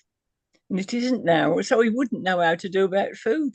He went foraging one day and he said five of his family went out foraging and they couldn't find enough for one meal. So, well, these Michelin star chefs, like we've got Simon Rogan that lives at Cartmel and has a Michelin star restaurant. He goes out foraging for his herbs and his mushrooms and what have you. All of these top Michelin star chefs go foraging for their own ingredients. Well, you can do that, but you wouldn't get a whole meal out of it. I wouldn't think they'd know enough to. They seem to. Yeah, they seem. I mean, if you're just getting herbs, you'd be stuff like that. But to get whole meals, you'd be having difficulty. But they grow all their own vegetables. Well, growing is different. Growing is a completely different thing. Oh, yeah. They are growing it. Yeah. If they're just going out into the woods and looking for something, or on the field and looking for things, I don't think modern man would get very far. Well, I certainly wouldn't. I wouldn't have a clue.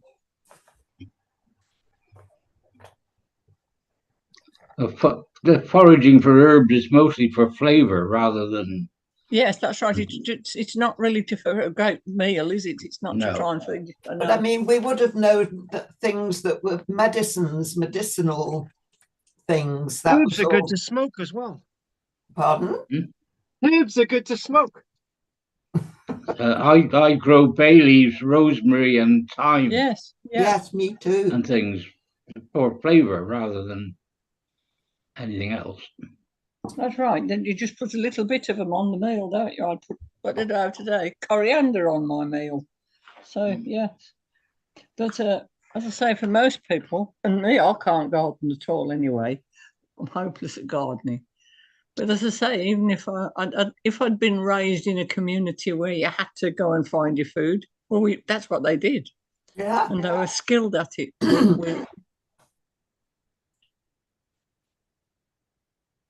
Did you see that orangutan on the news, I think last week?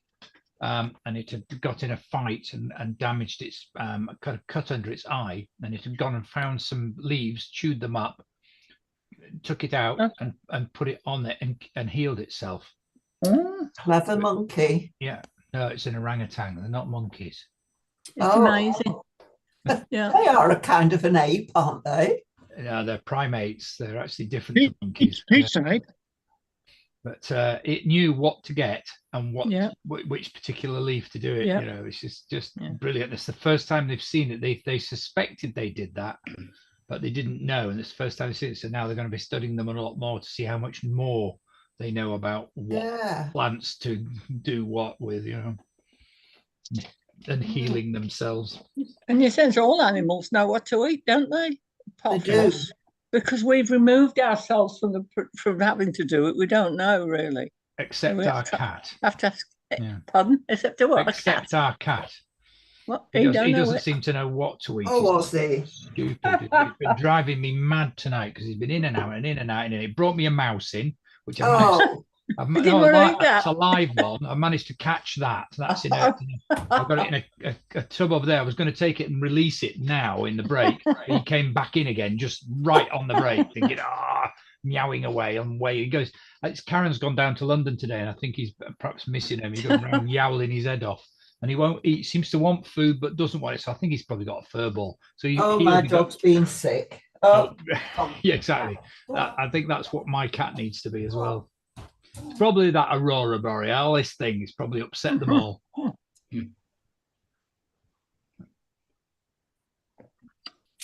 Apparently, there's going to be more of that. We're just coming up to the peak of the solar activity over the next few months. So there's a good chance that there may well be more, although that was a pretty massive coronal whatever it is, ejection, isn't it? That's it. Biggest in 20 years or something. Did you see any of the Eurovision Song Contest? No, I managed to miss that. Yes. Apparently it was really bad. I just saw I saw the Irish girl. I can't remember her name. She was it was a bit of a horror thing that she did, but she had on her costume Ogham writing, the ancient Ogham language, and she was protesting about the war. It said in Ogham, ceasefire and freedom for Palestine. But all in Ogham writing. Yeah. I got to be honest with you, right? Yeah, I don't want to get involved in that debate because I'm not the one side, that's for sure. Yeah. I think it's quite clever to hide it in an ancient language. Yeah. I thought. Yeah, I think sadly they set the precedent, hadn't they? The year before, 2 years ago, when they decided they weren't going to allow Russia and Belarus in. It should be above politics, really. I think it's always been political. I think we should do that. Yeah, it's true. But I say it's always been about politics, hasn't it? But it shouldn't be. Yes, they sort of gang up on it and vote for their friends, and it's sort of seemed to be like that forever. Quite ironic that it ended up in Sweden for the 50th anniversary of ABBA, wasn't it? So, so, and they were. On that note, let's crack on. Okay, on that note, so yes, next week, as I said, Mold Cape, and I need to get an update on the Nessa Brodka, and we'll be starting off on the Iron Age next week. Oh, goody. And we'll start off with some, then again, iron sheep shears. Yeah, I'll show you my iron sheep shears next week. That'll be quite useful. So let's crack on with where we were. So I got to get back into it, but I think I left it. I think if I was right, I left it at why did the Must Farm people have what did the Must Farm people have in their homes? I think that'll be a good start. Right, you go. Share. Sunny and Share. Do you get it? Never mind. Right, okay. Were you a Sunny and Share fan, Drina? Not particularly. Oh, Pete was. Sorry. Yeah, well, you've upset Pete. Well, we'll start off with this illustration again. You know, I like good, well done illustrations, and okay, it could be a little bit more clearer, but you've got a lot going on there, and you've got a gentleman bobbing over there with the textiles, I think, and you've got you've got some lambs, and you've got some other little beasties there as well. You've got some children lying in a bed, and One thing about this type of building is that it is actually suspended over a water course. It's suspended over moving water within this sort of landscape that is now slowly but surely being silted up. But there's still water there. It's above the water level, and it's not a massively thick floor level either. It's probably as thick as the one I'm actually sitting on now. And the timbers are exactly the same sort of thickness of the timbers that I've got in this building that I'm actually in. And again, there's no windows. Oh yes, God, last week I showed you about that village. There was one thing I didn't show you. I showed you last week that village in Denmark. That they've reconstructed buildings. You can stay there a week and sort of fully immerse into Iron Age or Bronze Age life. One of the points is that the doorways are quite low there, and and the reason why they're quite low is for the real reason that you've got to keep the heat in, and it's not showing the doorway quite low in this one. But you've got fish hanging there and all the rest of it. And the one thing about this illustration is everything in this illustration, other than the people, is what they found in the archaeology, and not too much of the animal bones. But most of this is what they found in the archaeology. So it's good to get a reconstruction. The building, as I said, constructed the building out of what they actually found on the site. Now we're liking this. We'll go into this in not too far, but we'll keep this in the background. So what did the Must Farm people have in their homes? So we like to label prehistoric people by the few pottery or metal objects that we normally find. So in other words, they didn't have much in their homes, but we know from the evidence at Must Farm that they did have lots in their homes. So at Must Farm, we can relate to the much wider variety of household stuff and clutter with which we ourselves are familiar. And by the way, it's Hoarder Week this week. So if you're hoarders and all the rest of it, then it's Hoarder Week. So try and get rid of a box of stuff in your house that you've been meaning to get rid of for ages. But that very much looks cluttered.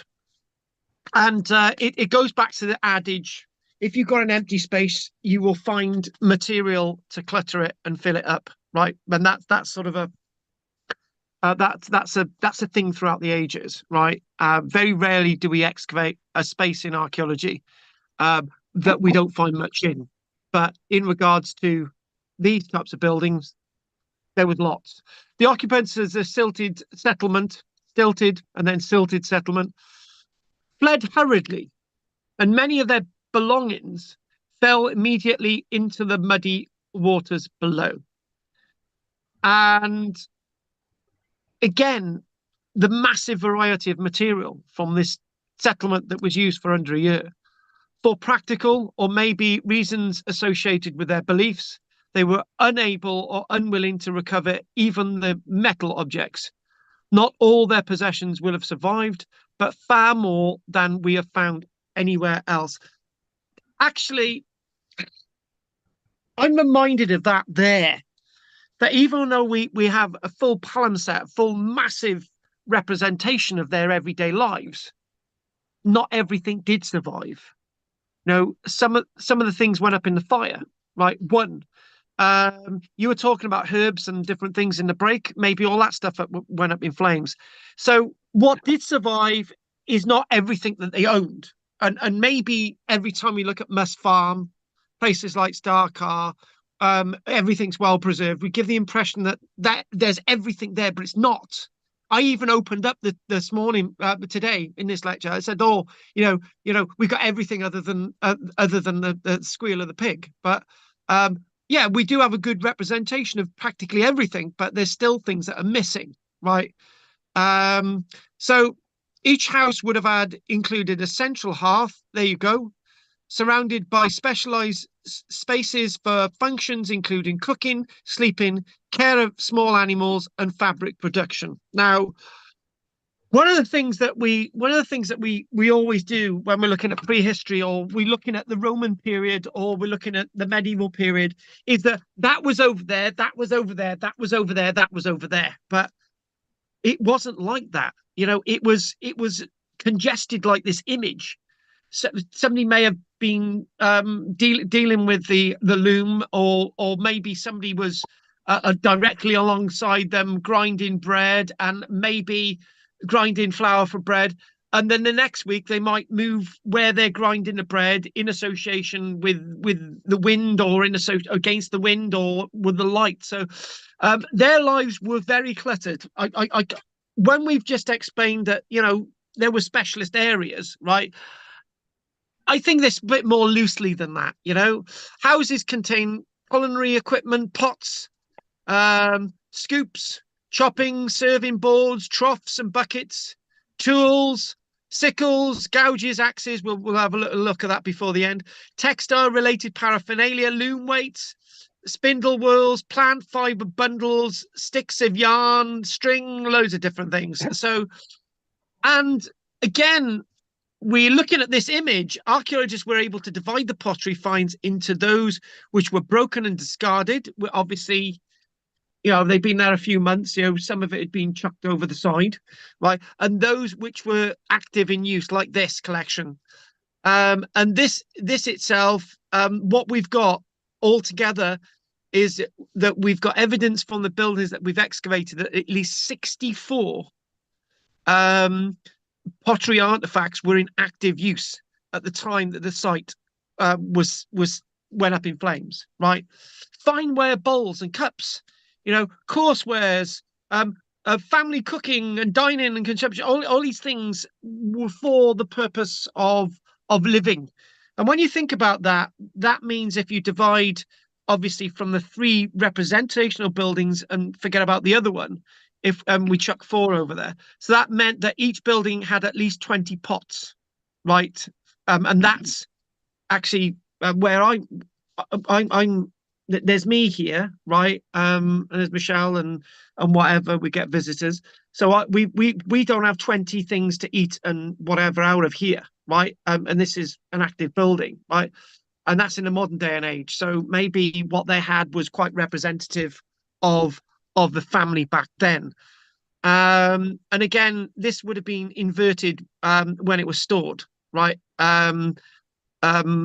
Or it may have been like that, but the way to store that without breaking the pots is to actually put straw or hay in it, right, between each individual pot. The living assemblage accounted for only 75% of the pot sherds found by weight. This implies that breakage rates were extremely high, over 1 pot per week. So what they're saying is within that space of 6 months or a year,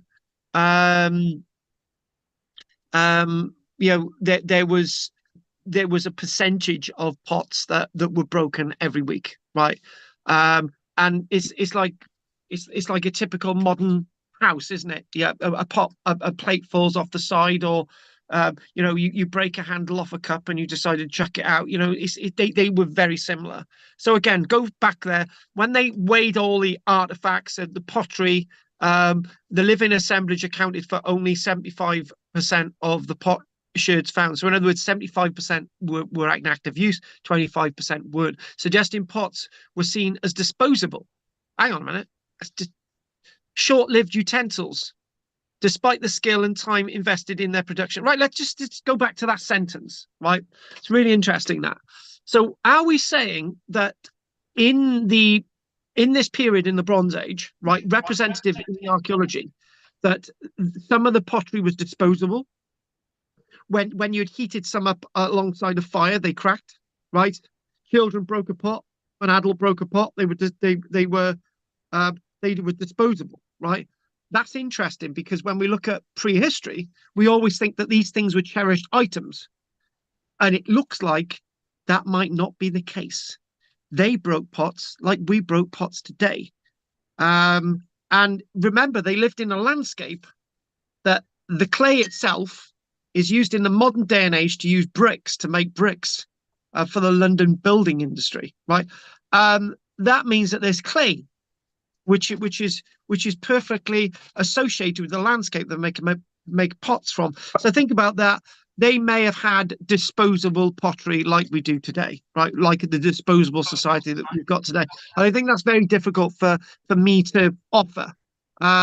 When we talk about our high and mighty lives today, Back in the day, if we had a cup, we would keep hold of it all our lives. Well, in the Bronze Age, it's not seemingly that way anyway, because they had a high breakage rate, right? And if this village had been used for over 10 years, there would be a hell of a lot of pottery dumped in the river, dumped in the waterways around them.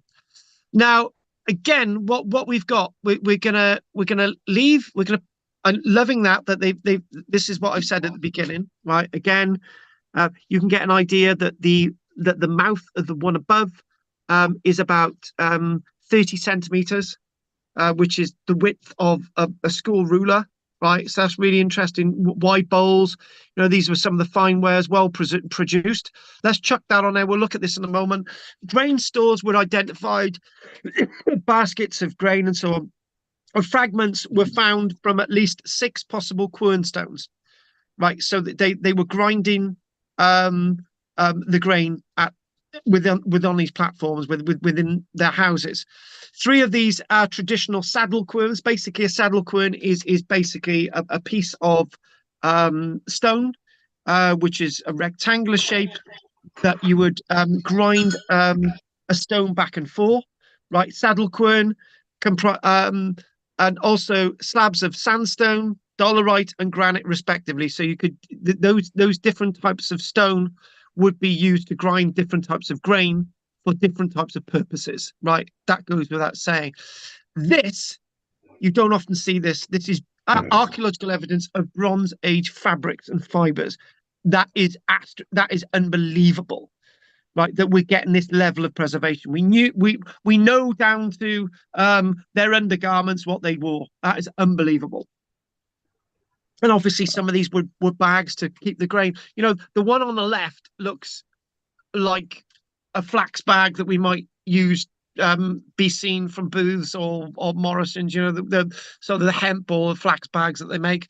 That's what that weave looks like to me, and that looks manufactured. It's obviously. Obviously, they're really skilled at producing this fabric. Fibers of fabric produced at the site. Now we know that.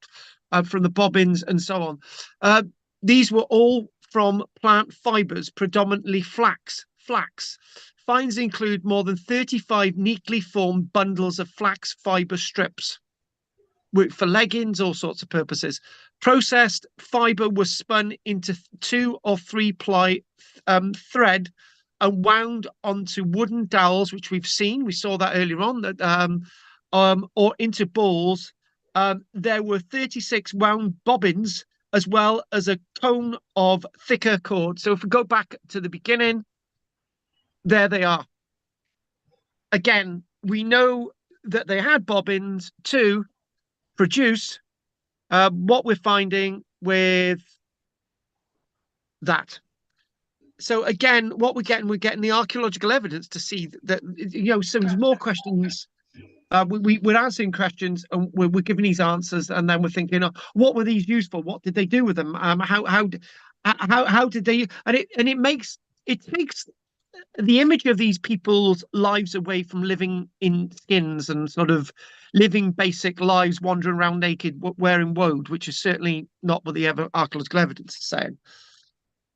So again, when we look at this world and when we try to understand the world with the connection with the landscape, again, we've got to move on from that image, but I'm loving it. And look at that there. A socketed axe with 2-piece haft. So in other words, that's how they were made.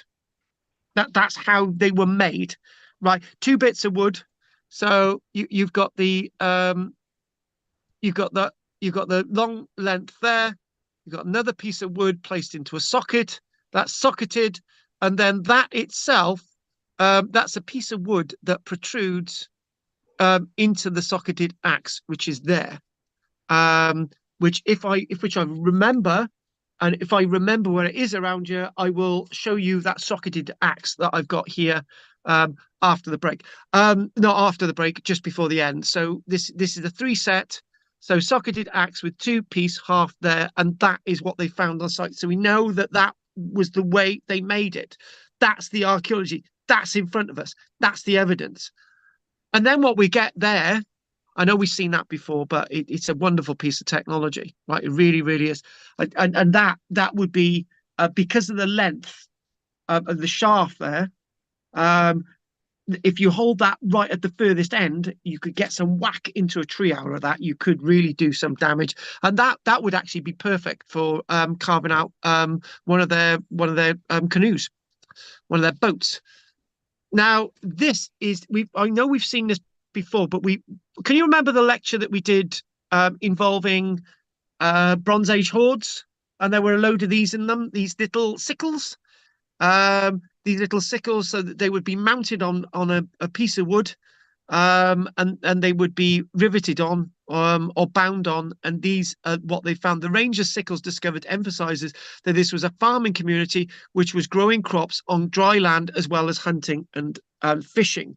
Again, a varied forms of sickles from must farms. So we're getting the full array of evidence, and it's quite amazing the array of evidence that we've actually excavated at this site. And this is not all the evidence, as we've said, and remember when the site all moved into the mud and it all collapsed into the mud after the fire, the water itself would have pushed it up against the sort of palisade, the palisade that went around it, which sprung up from the water, right, and everything backed up onto that. So, and also what we've got is the following. This small metal pieces and broken bronze objects found in a wooden bucket were almost certainly being prepared for recasting or for exchange for other goods, right? And I think that again is that they've got a bucket for their recycled noggins, right? And okay, so this is interesting, because when we find this evidence in a field, we think, oh, it's been buried there deliberately, right? Or it's been collected in a hoard ready for a battle or something, or some other exchange. But what we've got here, I remember me and David had that conversation actually. This itself is people collecting all their bits and pieces, their sense of recycling, right? And what would they have kept in their other buckets? What did they eat? And I've got a list in front of us coming up now. It's a fascinating list of the. We've got a shopping list of their everyday items, right? And some of these items were mentioned in the conversation before the break. One of you were talking about sort of herbs and things like that. So let's just chuck that up there, right? And we'll go through this list now. So what did the must farm people eat and drink? Many of the pots and wooden vessels had sufficient food or residues of food to provide information about Bronze Age cookery and diet. In other words, we've got an idea of their recipe book. This is further elaborated by analysis of discarded bones or fecal matter. Perhaps the most striking discovery is the quantity and range of wild animals, wildfowl, and fish consumed at the site. So let's have a little look at that. So just read that statement again. We got distracted by the cat. Perhaps the most striking discovery is the quantity and range of wild animals. What they're hunting. Wildfowl, again, fish consumed. So back to this list. So let's look at the top of this list.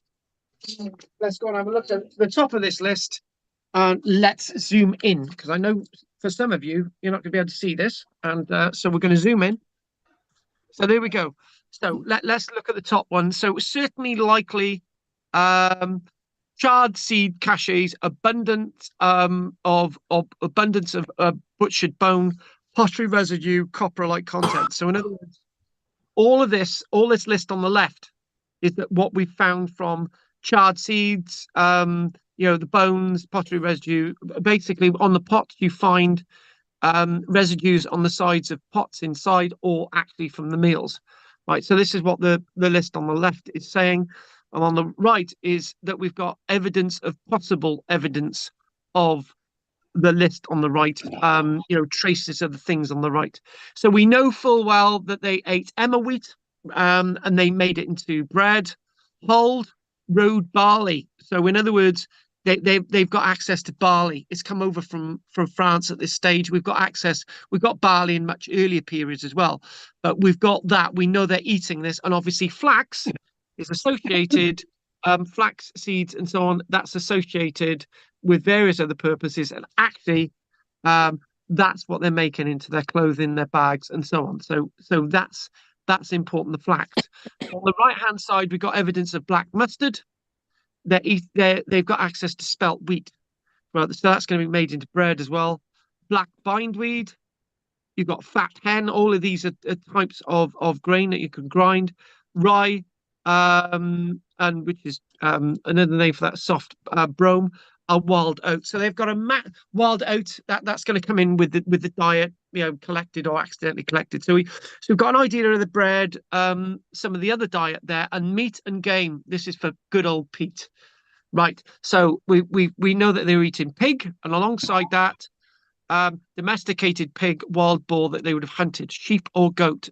These are animals that they would have kept. Red deer that they may have farmed in some way. We know that they've got access to red deer and associating with husbandry of red deer from thousands of years earlier, keeping cattle, coots gently swimming along, and they've eaten them, and duck.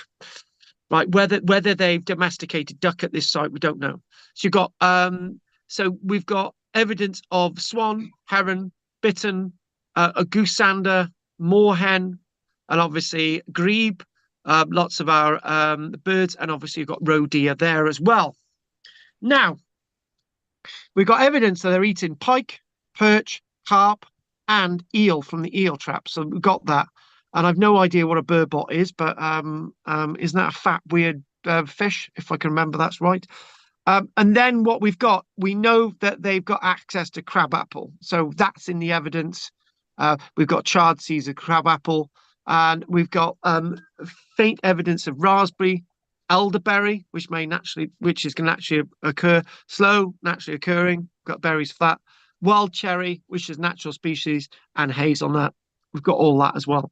And then on this list as well, we've got evidence of nettle. Actually, I don't know if any of you have had a nettle burger, right? But Michelle made me a nettle burger about a year ago. It was absolutely bloody gorgeous. But you've got to take the little bits of the ends of the nettle, and it tastes really good. Bracken, obviously, you might think of that for bedding. You've got chickweed, and it's talking about the fiddleheads eating that. I'm not really sure about that process. So you've got the chickweed, and reed mace. You can eat. You can eat reed, right? So there you go. It's got that evidence there.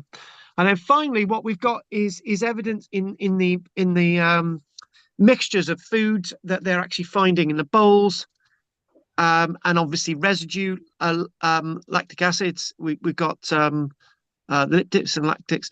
We've got milk. We've got evidence of honey and beeswax and purple loose strife flowers, which I've no idea what they are. But what we're going to do, we're going to show you an image now. Look at that. We've got a bowl. We've got a bowl. We've got a courseware bowl, ceramic bowl containing a gelatinous wheatmeal stew porridge and a wooden spatula. They found a bowl with a wooden spatula in it. And this wasn't the only one. And I think that's absolutely amazing, absolutely fascinating. We'll just hang on this a little bit for a few moments. The pot residue points.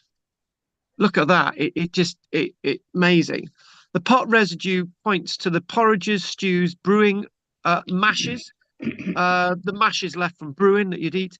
The doughs, sugary or oily liquids, which were being stored. You can get sugars from not just you can get sugar from the soft sweet parts of the reeds as well. You can get it from lots of sources. Sugary or oily liquids which were being stored or potentially even being eaten or drunk at the time the settlement was burnt down. So I think that is beyond Etsy. That is like amazing that we've actually got the last meal there. And this would have been quite valuable to them.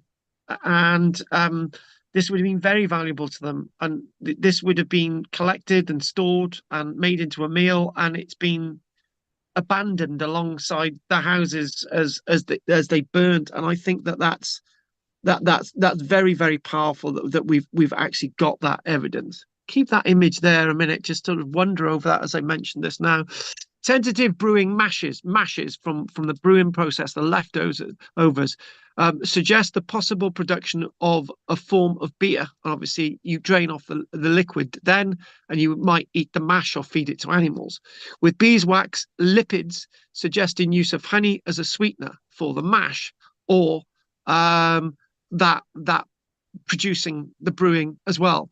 If so, the closest analogy for the finished product is a type of lacto fermented grain based drink known as a boza, or it might be semi thick, still made in parts of southeastern Europe and Western Asia, which has a fermented low alcoholic texture in regards to drinking. I think I've actually drunken something like this. I'm not exactly sure. It rings a bell. Now, how do I do this next bit now? Hang on a minute. Footprints, right? We know humans were there because we got their footprints, and we know humans built the site because we've got the footprints there. And you're going to say, well, it's obvious that humans built it, but to an alien looking at this, they would want to know who built the site. We know who built the site because the footprints of the people in the mud as they're building the site are preserved there, right? But what happened to the Must Farm people? Apart from one human skull, which may have been that of a previously deceased family member or a family member that they kept around the house, the excavation did not find human remains in one way, shape, or form. So there was a person that they actually found the girl. She's not associated with death, with the fire, or anything else like that. It is feasible that the community came under attack from elsewhere and were taken away or taken by surprise. I don't go with that. But more likely that they had just sufficient time to flee to a safe place as they watched their hopes, dreams, and a year's labor go up in smoke. And when you think about that, it is a year's worth of labor, right? And maybe they could have gone somewhere and started again. And that is a good point, right? A year's worth of labor. Now, I said we had some visitors here in the week, and I said, how long did it take to build this structure? And I said, if I had 4 people on site for 1 week and all the materials, other than painting the walls, we could build this from scratch, right? And these people would have thought the same, but they would have needed access to the materials to actually do that from scratch again. Right, moving on. Okay, right. So what we've got, again, quickly, footprints, so we know they're there. Brilliant. So were all the structures the same? So we're looking at that. We're looking at them. These are evidence of up to 5 buildings, but specifically 3 that they've excavated, the round ones. And it's said that the square that is said that one may have actually not been a circular structure, but may have actually been a square structure, right? So they had represented there at least 3 buildings and round, and forget about the one on the left. And you got 1 square building.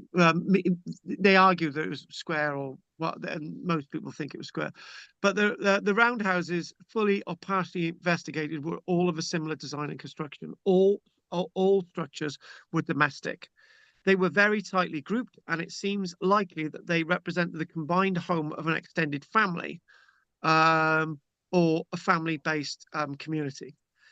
There were some commonalities with these buildings in the way each of the buildings was used, and for instance, pottery analysis points to independent living, right? So if we zoom in on this, we can see that each of them has got evidence of bobbins, right?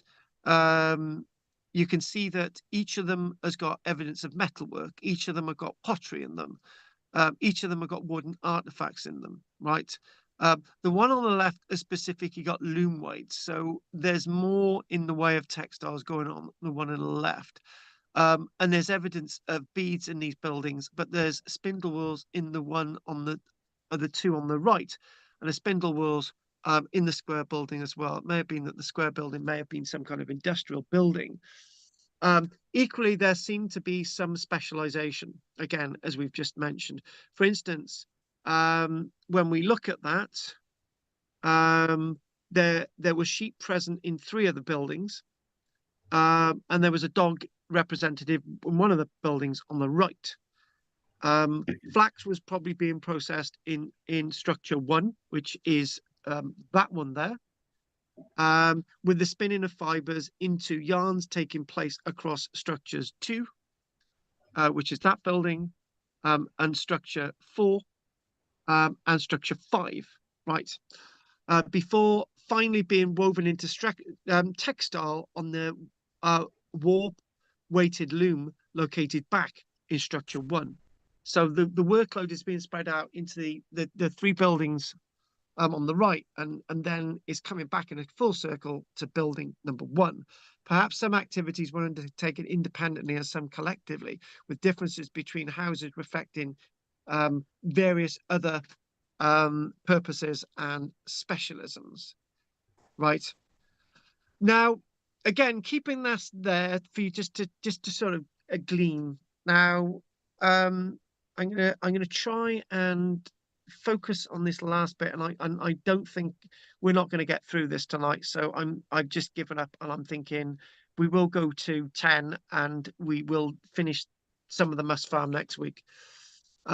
What was it a special high status community? Was there something more special about this community, or is it just that it's been found makes it special, and archaeologists may have exaggerated its importance, right? However, there it is. We've seen this image before. With a sample size of 1, it is tempting to consider a site such as Must Farm over water, and with such a range of artifacts, a specialist case, perhaps a particularly wealthy community. But then again, we always say that in archaeology, we find something and we give it a godly state, right? If we found 20 of these and they all look the same, that they were used by everyone, right? But anyway, back to what the notes say. The community clearly had the resources to build an impressive structure in quite a short period of time. Agreed. In many other respects, they were carrying on the kind of lifestyle which had probably been typical at the fen edge for hundreds, if not 1,000 years. There was a higher than anticipated consumption of domestic wares and food, but no suggestion of feasting or supra-household congregation. Now, that's an interesting one. When we see the archaeology in context and we understand the archaeology as it is, we're not saying it was a feasting site. We're saying it was a living, breathing site where people had things that they lost and they broke on a regular basis. Now, trying to understand this, and I've got some spectacular things to show you next week from this site. And again, I didn't want to rush it, but I'll just give you an idea of those images before the end.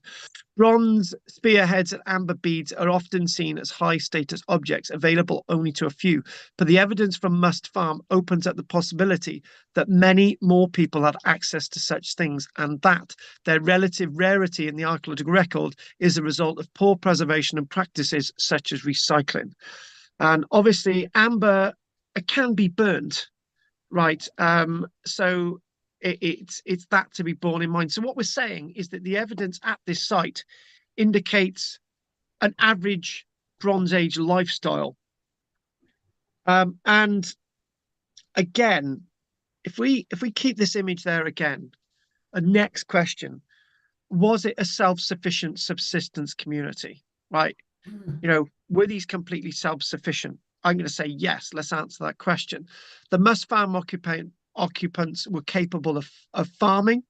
We know that, and wood collection. We know that they had craftsmen there. There were fishermen. There were hunters. They were able to work in wood, metalworking, and textiles. So they're quite a diverse bunch. However, there is plenty of evidence that they did not live isolated lives and were ultimately dependent on a range of relationships to the world beyond. And you can't deny that. when people have said to me, "Oh, why didn't you become totally self-sufficient, Carl?" And I'm saying I can't because I teach online. I it's my way of finding out if I got any acting jobs somewhere, and I publish my books, but I got to sell them online, so I can't be completely self-sufficient. And it's very much like these communities. There's a different outlook and a different input going, but they, like us today, they looked outwards rather than just inwards. For a start, they were dependent on wood, cereals, and other plants which came from the neighbouring dry land, which they may have access to the dry land, but they would have shared it with other people. And we know that when we showed you the plan earlier on, there was evidence of farming landscapes and people living on land as well as people living on the settlement like this. They would have had rights to use areas of land, probably in association with nearby communities, for crops, grazing, forestry, and hunting, or they just mucked in with everybody else. That's probably a best way of looking at it. There was only limited space for agricultural process on the platform, and it's clear, for example, that butchery was undertaken elsewhere and only selected joints brought into the houses. So they weren't culling the animals within the site. They were bringing the animals to live at the site and to fatten them up or to sort of go out and graze in the field or whatever. We've got that evidence, but we're not found the evidence they're actually butchering the animals at the site. And if we have a little look at this, the typical must-farm, a wooden wheel made from alder boards joined together with dowels and dovetail braces. Amazing. They had integral hubs, each decorated with a relief carved vertical strip, right? And when you look at something like this and the craft and the skill, it goes to show that these people are definitely into woodworking. Woodworking is an area where there was perhaps a divide between the everyday skills of the local people and more specialist skills needed for certain items. The absence of neat joints in the structure of the roundhouses contrasts with the sophisticated joinery of the wooden wheels. I tell you what, this building that I'm in stands up really well, and I built it, but I'm not a carpenter. Right, and you'll see that I'm not a carpenter, but it stands up, and this is like these people. They're mucking together, they're building something like this, and the building all goes together really, really nicely. So what we're going to do, I think, I'll read out this last thing, right, and then we'll call it a day. These are some of the beans that they found on site. Look at that, absolutely beautiful. And we'll look at that next week. So over 56 beads were discovered. 56. Their bright colours and sheens would have been striking among the browns and greens of the settlement. Analysis show multiple glass beads from. Some of them come from Iran. Yes, Iran.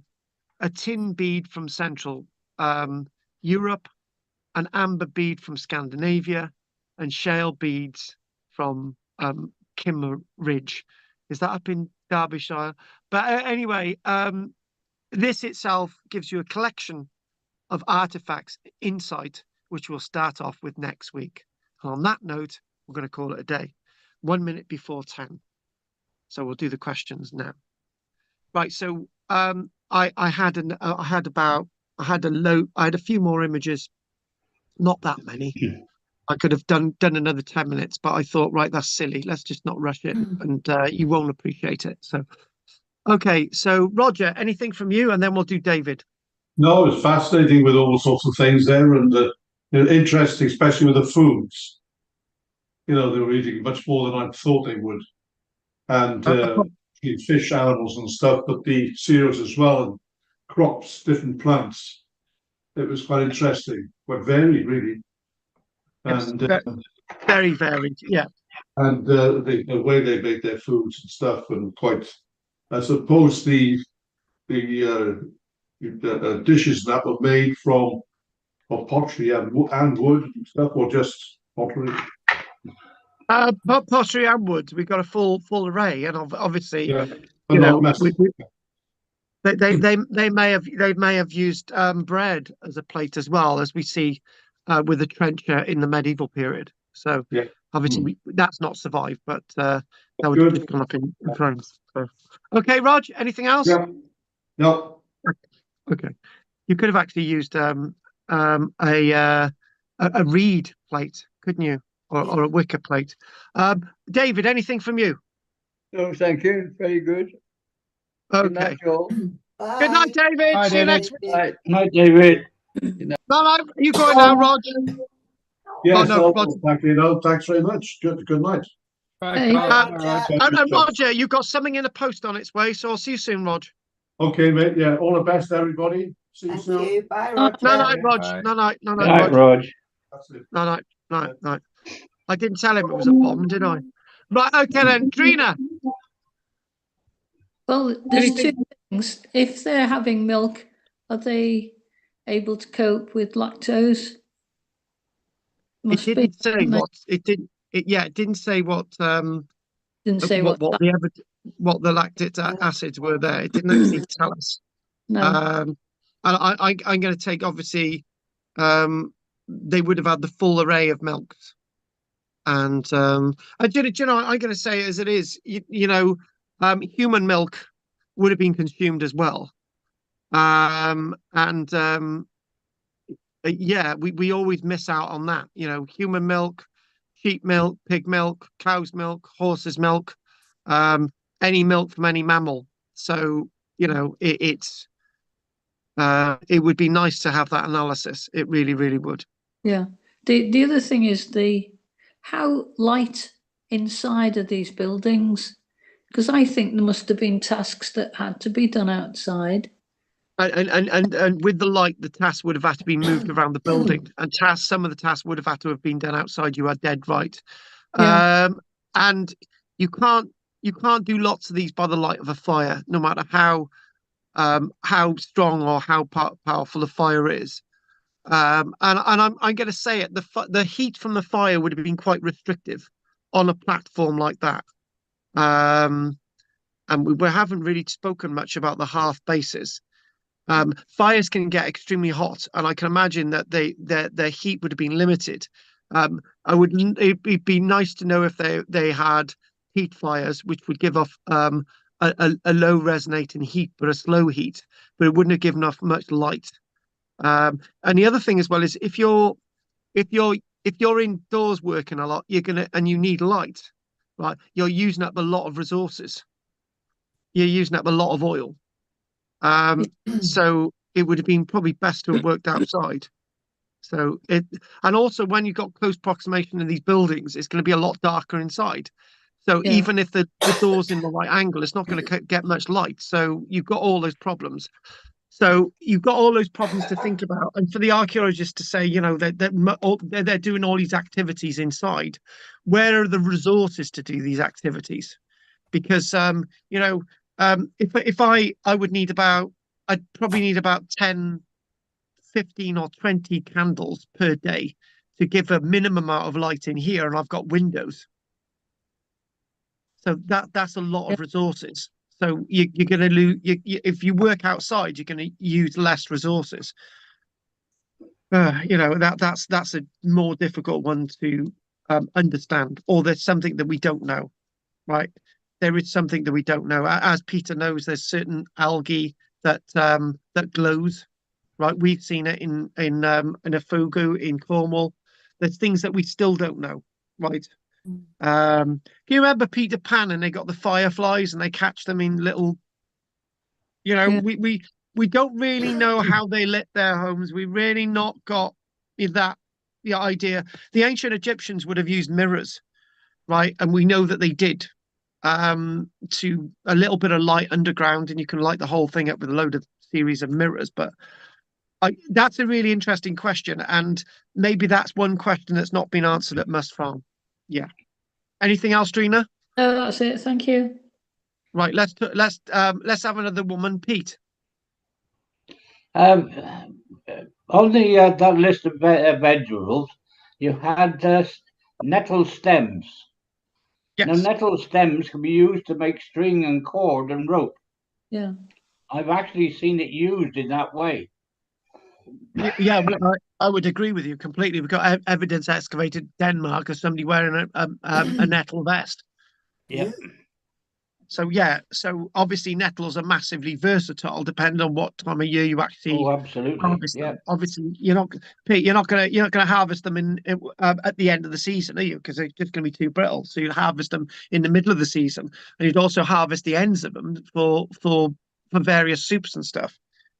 I know you were talking earlier on about the herbs and stuff. That one thing I want to chuck in, when diet is really there was a parable years ago, right? And there was I did a quick parable. There was like 5 children, and they all of them they said, "Oh, we're all going to knock on the doors of a local farm." And one boy was given potatoes, the other one was given carrots, the other one was given milk, and the other one was given a barley, right? And they all decided to eat these things, and one person was given herbs, and then they all sat in a little room with a pot of boiling hot water, and the herbs were just added. And because the person with the herbs, it was the only food that they could eat. So when you're absolutely desperate and you haven't got much to eat, to flavour water is better than nothing. Eating herbs. We had, as a boy, we had things like hawthorn leaves. We had nettle and sorrel, as a sandwich of nettle and sorrel leaves with bread and cheese. And we would eat that and enjoy it. Wow. Yeah. Dandelion and burdock. Yeah, exactly. Dandelion and burdock. Yeah, dandelion and You still burdock. Yeah. get that, Oh yeah. can you? Or if you're lucky to have original sarsaparilla with a banned ingredient, that is lovely. great. They used to alcoholic dandelion and burdock now as well. No, it's gone the other way. Alcoholic milk. There you go. I've got it right. Have you done your bit, Pete? Yep. Right. Who's next? We'll have Andy. No, nothing. I'm just every time we do this, I'm just amazed at the snapshot. It's that moment in time, and there's just everything. It's like almost like you'd expect to find a TV in the corner as well. It's just like it's so like our life, but without the electronics. But absolutely everything. It's just brilliant. They're so sophisticated and organized. Yeah, exactly. That sense of time travel and that sense of clutter. Yeah. Right. Being a hoarders totally week this week. Yeah. Yeah, it is. It is. It's like I completely blitzed this place the other day, right? And I just thought, right, okay, I've only been in it since September, and it was full of stuff. So it was right. Oh, that can go on the fire. That can go down the whatever, and just got rid of loads of stuff. But we as human beings, we can build up lots of clutter, right? And I tell you what, you always get this question, don't you? If you were very wealthy, what would you do? And I'd say I'd have a room with nothing in it. that would be my level of wealth, to have an completely empty room with nothing in it. And I think that may sound strange, but if you're wealthy, having a room with nothing in it sounds great. Well, it just is a mark of the wealth, isn't it? That so many people can't. Yeah, you can have a room with nothing in it. Exactly. Yeah. So you could afford to do it. Yeah. Yeah, exactly. So anything else, Andy? No, thank you. Really interesting. And thank you. And we'll do the two ladies beginning in alphabetical order. Margaret. Do they know if the houses were built on individual platforms with walkways in between, or was it one big platform for all? No. These were. We're just actually. You brought out. We're going to draw one of my really badly drawn plans. Right. So what we've got individual buildings, right? And we've got walkways between them, right? And then we've got a palisade around the outside, with links to the palisade. So there's no platform. Oh, actually, that's quite good. What they've got with this one, they've got like another square building that I've screwed it up now. And they've got evidence of other buildings, and all these other buildings have been lost, and it was likely to be a palisade around the whole thing. Okay. So when the site all fell into the water, it basically the water from what I can work out was actually flowing in this direction, right?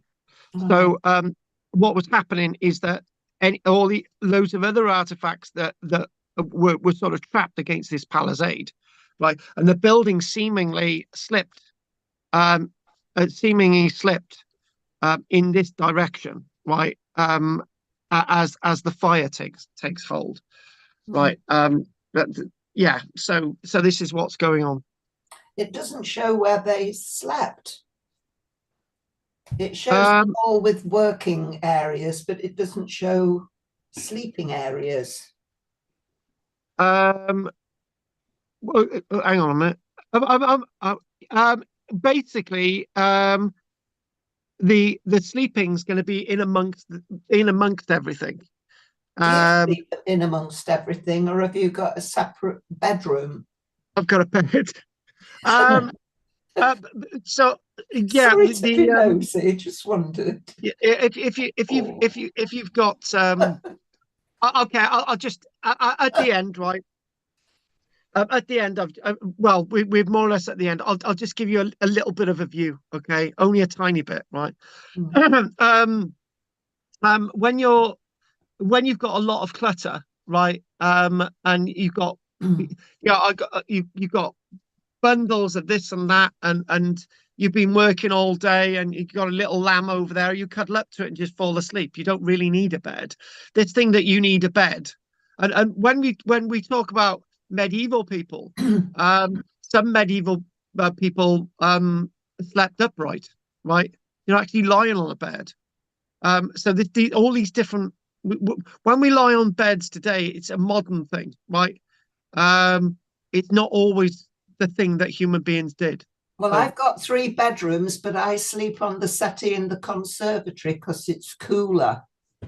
And actually, right? Actually, I'm glad you said that, Margaret. Right? When everything fell apart with my wife and the children, right? I ended up renting a flat, a 2-bedroom flat, right? And I got a good friend called Karen, and not Andy's wife, but same attitude. Karen said to me, "Oh, you must have done your bedroom really well." And I said, "Yeah, I've been here 6 months, and I was sleeping on the floor. Oh. I had a settee. I wouldn't sleep on the settee. I'd sleep on the floor." And she said, "That's absolutely ridiculous. Why aren't you sleeping on the bed?" And I said, "I couldn't be bothered to put it together. When I put the beds together, I didn't sleep on the beds at all. My children stayed on the beds. I didn't, right?" And before I met Michelle, right? I actually had a house. I had a 3-bedroom house in Barry, and she said to me, she went upstairs one day and used the loo, and this is before we got together. And she said, "Oh, why was there a pillow and a duvet lying, on the landing?" And I said, "Well, I've been here for a year, and I've never slept in a bed." Oh. So I know it sounds strange, but you for some reason, sleeping on a bed by yourself, or you sleep on the floor, and I knew a few nights here and there of homelessness, and it was just like curled up in cardboard boxes in places. So you'd get used to it. So sleeping on the floor. Yeah. Ever so quickly, can I just ask you about the pottery that they found, the tiered pots? They look to be painted blue, were they? They were burnished. They weren't painted blue. They were burnished. Which basically, when you get a pot, you burnish it when it's still green. You sort of burnish it and you get your oils in it, right? Or you might put a bit of slip on the outside. That's burnishing. Or you might get a stone or something. You're going to burnish it. That's what gives it its polished hue. Maybe a gloss or a matte or something. I didn't know they did that then. Yes, they did. Yes, they did. They burnished it. Yeah. Right. Yeah. It gave a sense of coating. Right. Can I just Right, ask one Anne. more? Sorry. Oh, I tell you what. Well, listen to Anne a minute. I'm going to go and get the axe. And what do you, Drina? Go on. I was interested how sophisticated when they did the nested pots. They are crowded and they've got clutter. And to think of a way to store things that way, I think is quite a sophisticated. You can put something together that saves space and still store it. I thought that was really the idea of their time. Yeah. Yeah. That was really good. There you go. That's basically a socketed axe. Well, it is a bronze age socketed axe. Right. So basically, what you'd have done, you've got the upright there, and you've got another piece of wood coming out, and that then goes into the hole, right? And that would have mounted that in there, right? And this is basically, and there's a little hole there then to tie it on, give it extra support. Okay. So there you go. And Claire's got a copper one of these that she made herself. Bitch. Yeah, right. She did, yeah. Wow. Anything else from you, Anne? And then Drina, and then what we'll do, we'll just you can have a little look by here. Go on, Drina. The evidence of sheep, could that just have been the fleeces rather than a sheep physically there? That's an interesting question. They've got, don't have much in the way of animal bones, that some that have been butchered, but obviously butchering, they're not getting complete bones, so not complete animals. And maybe the complete animals would have gone away with them. And that is a good point. Finding wool doesn't necessarily mean to say that finding wool doesn't necessarily mean to say that they're keeping animals in the buildings. However, as somebody that's got baby lambs, it's baby lambs roam around a lot, and they can be mischievous little buggers. And if you've got a ram, he will look after them. But that's going to be on land, and you're not going to put the ram in the building. There's a certain time span that you're going to keep baby lambs in the building, and then they've got to get acceptance from the mother if you've taken them away. There's loads of different problems there. Maybe you might keep 1 or 2 lambs in the building because the mother's rejected them, the mother's died, or the baby's ill. But it's not going to be. You're not going to be keeping lambs in the building all year because lambs grow up. That's the answer. So for a very small period of time, you're going to keep lambs. There's only certain types. There's only certain times a year that you're going to get lambs. So anything else, Drina? No. Okay, and basically, what have we got here? We've got what have we got? We've got fire down there, right? And we've got a window there, and there's basically the roof. Loads of bric-a-brac on these beams, and there we go, and some more stuff over there. So there you go, and that's again the fireplace. So there you go. You've got and there's the sort of kitchen area over there that you can't really see because it's in the dark, right? So there you go. See, I did give you a little bit of a guided tour afterwards. Very good. Good night, everybody. Bye, Pete. Anyway, so Pete, good night, Pete. So anyway, have you all enjoyed this tonight? Yes, it's really good. Yes, Thank you. Really good. Really interesting. Yeah.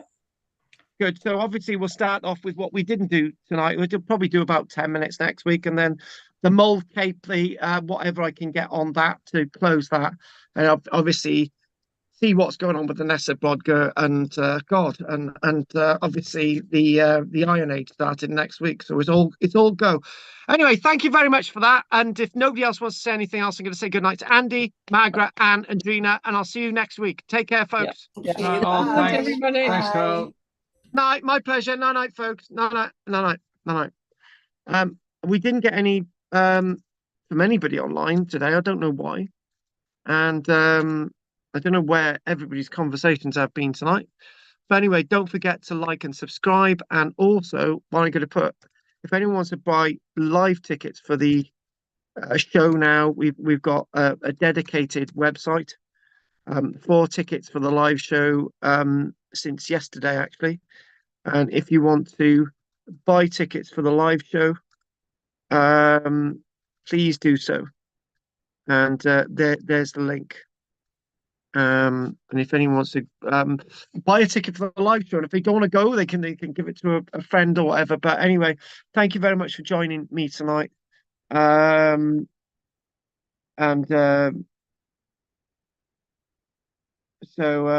Right, okay, we'll call that a day now. We'll call that a night. Thank you very much. Diolch yn fawr i chi. Ymar o hyd. And my pleasure. I'm going to look in the chat box. Nothing there. Nothing in the chat box. 1, 2, 3. Thank you very much. Like and subscribe. More tomorrow night at 7:30. More of this. It's the same, but we'll see how it goes. Glad you've all enjoyed this tonight as well. So night.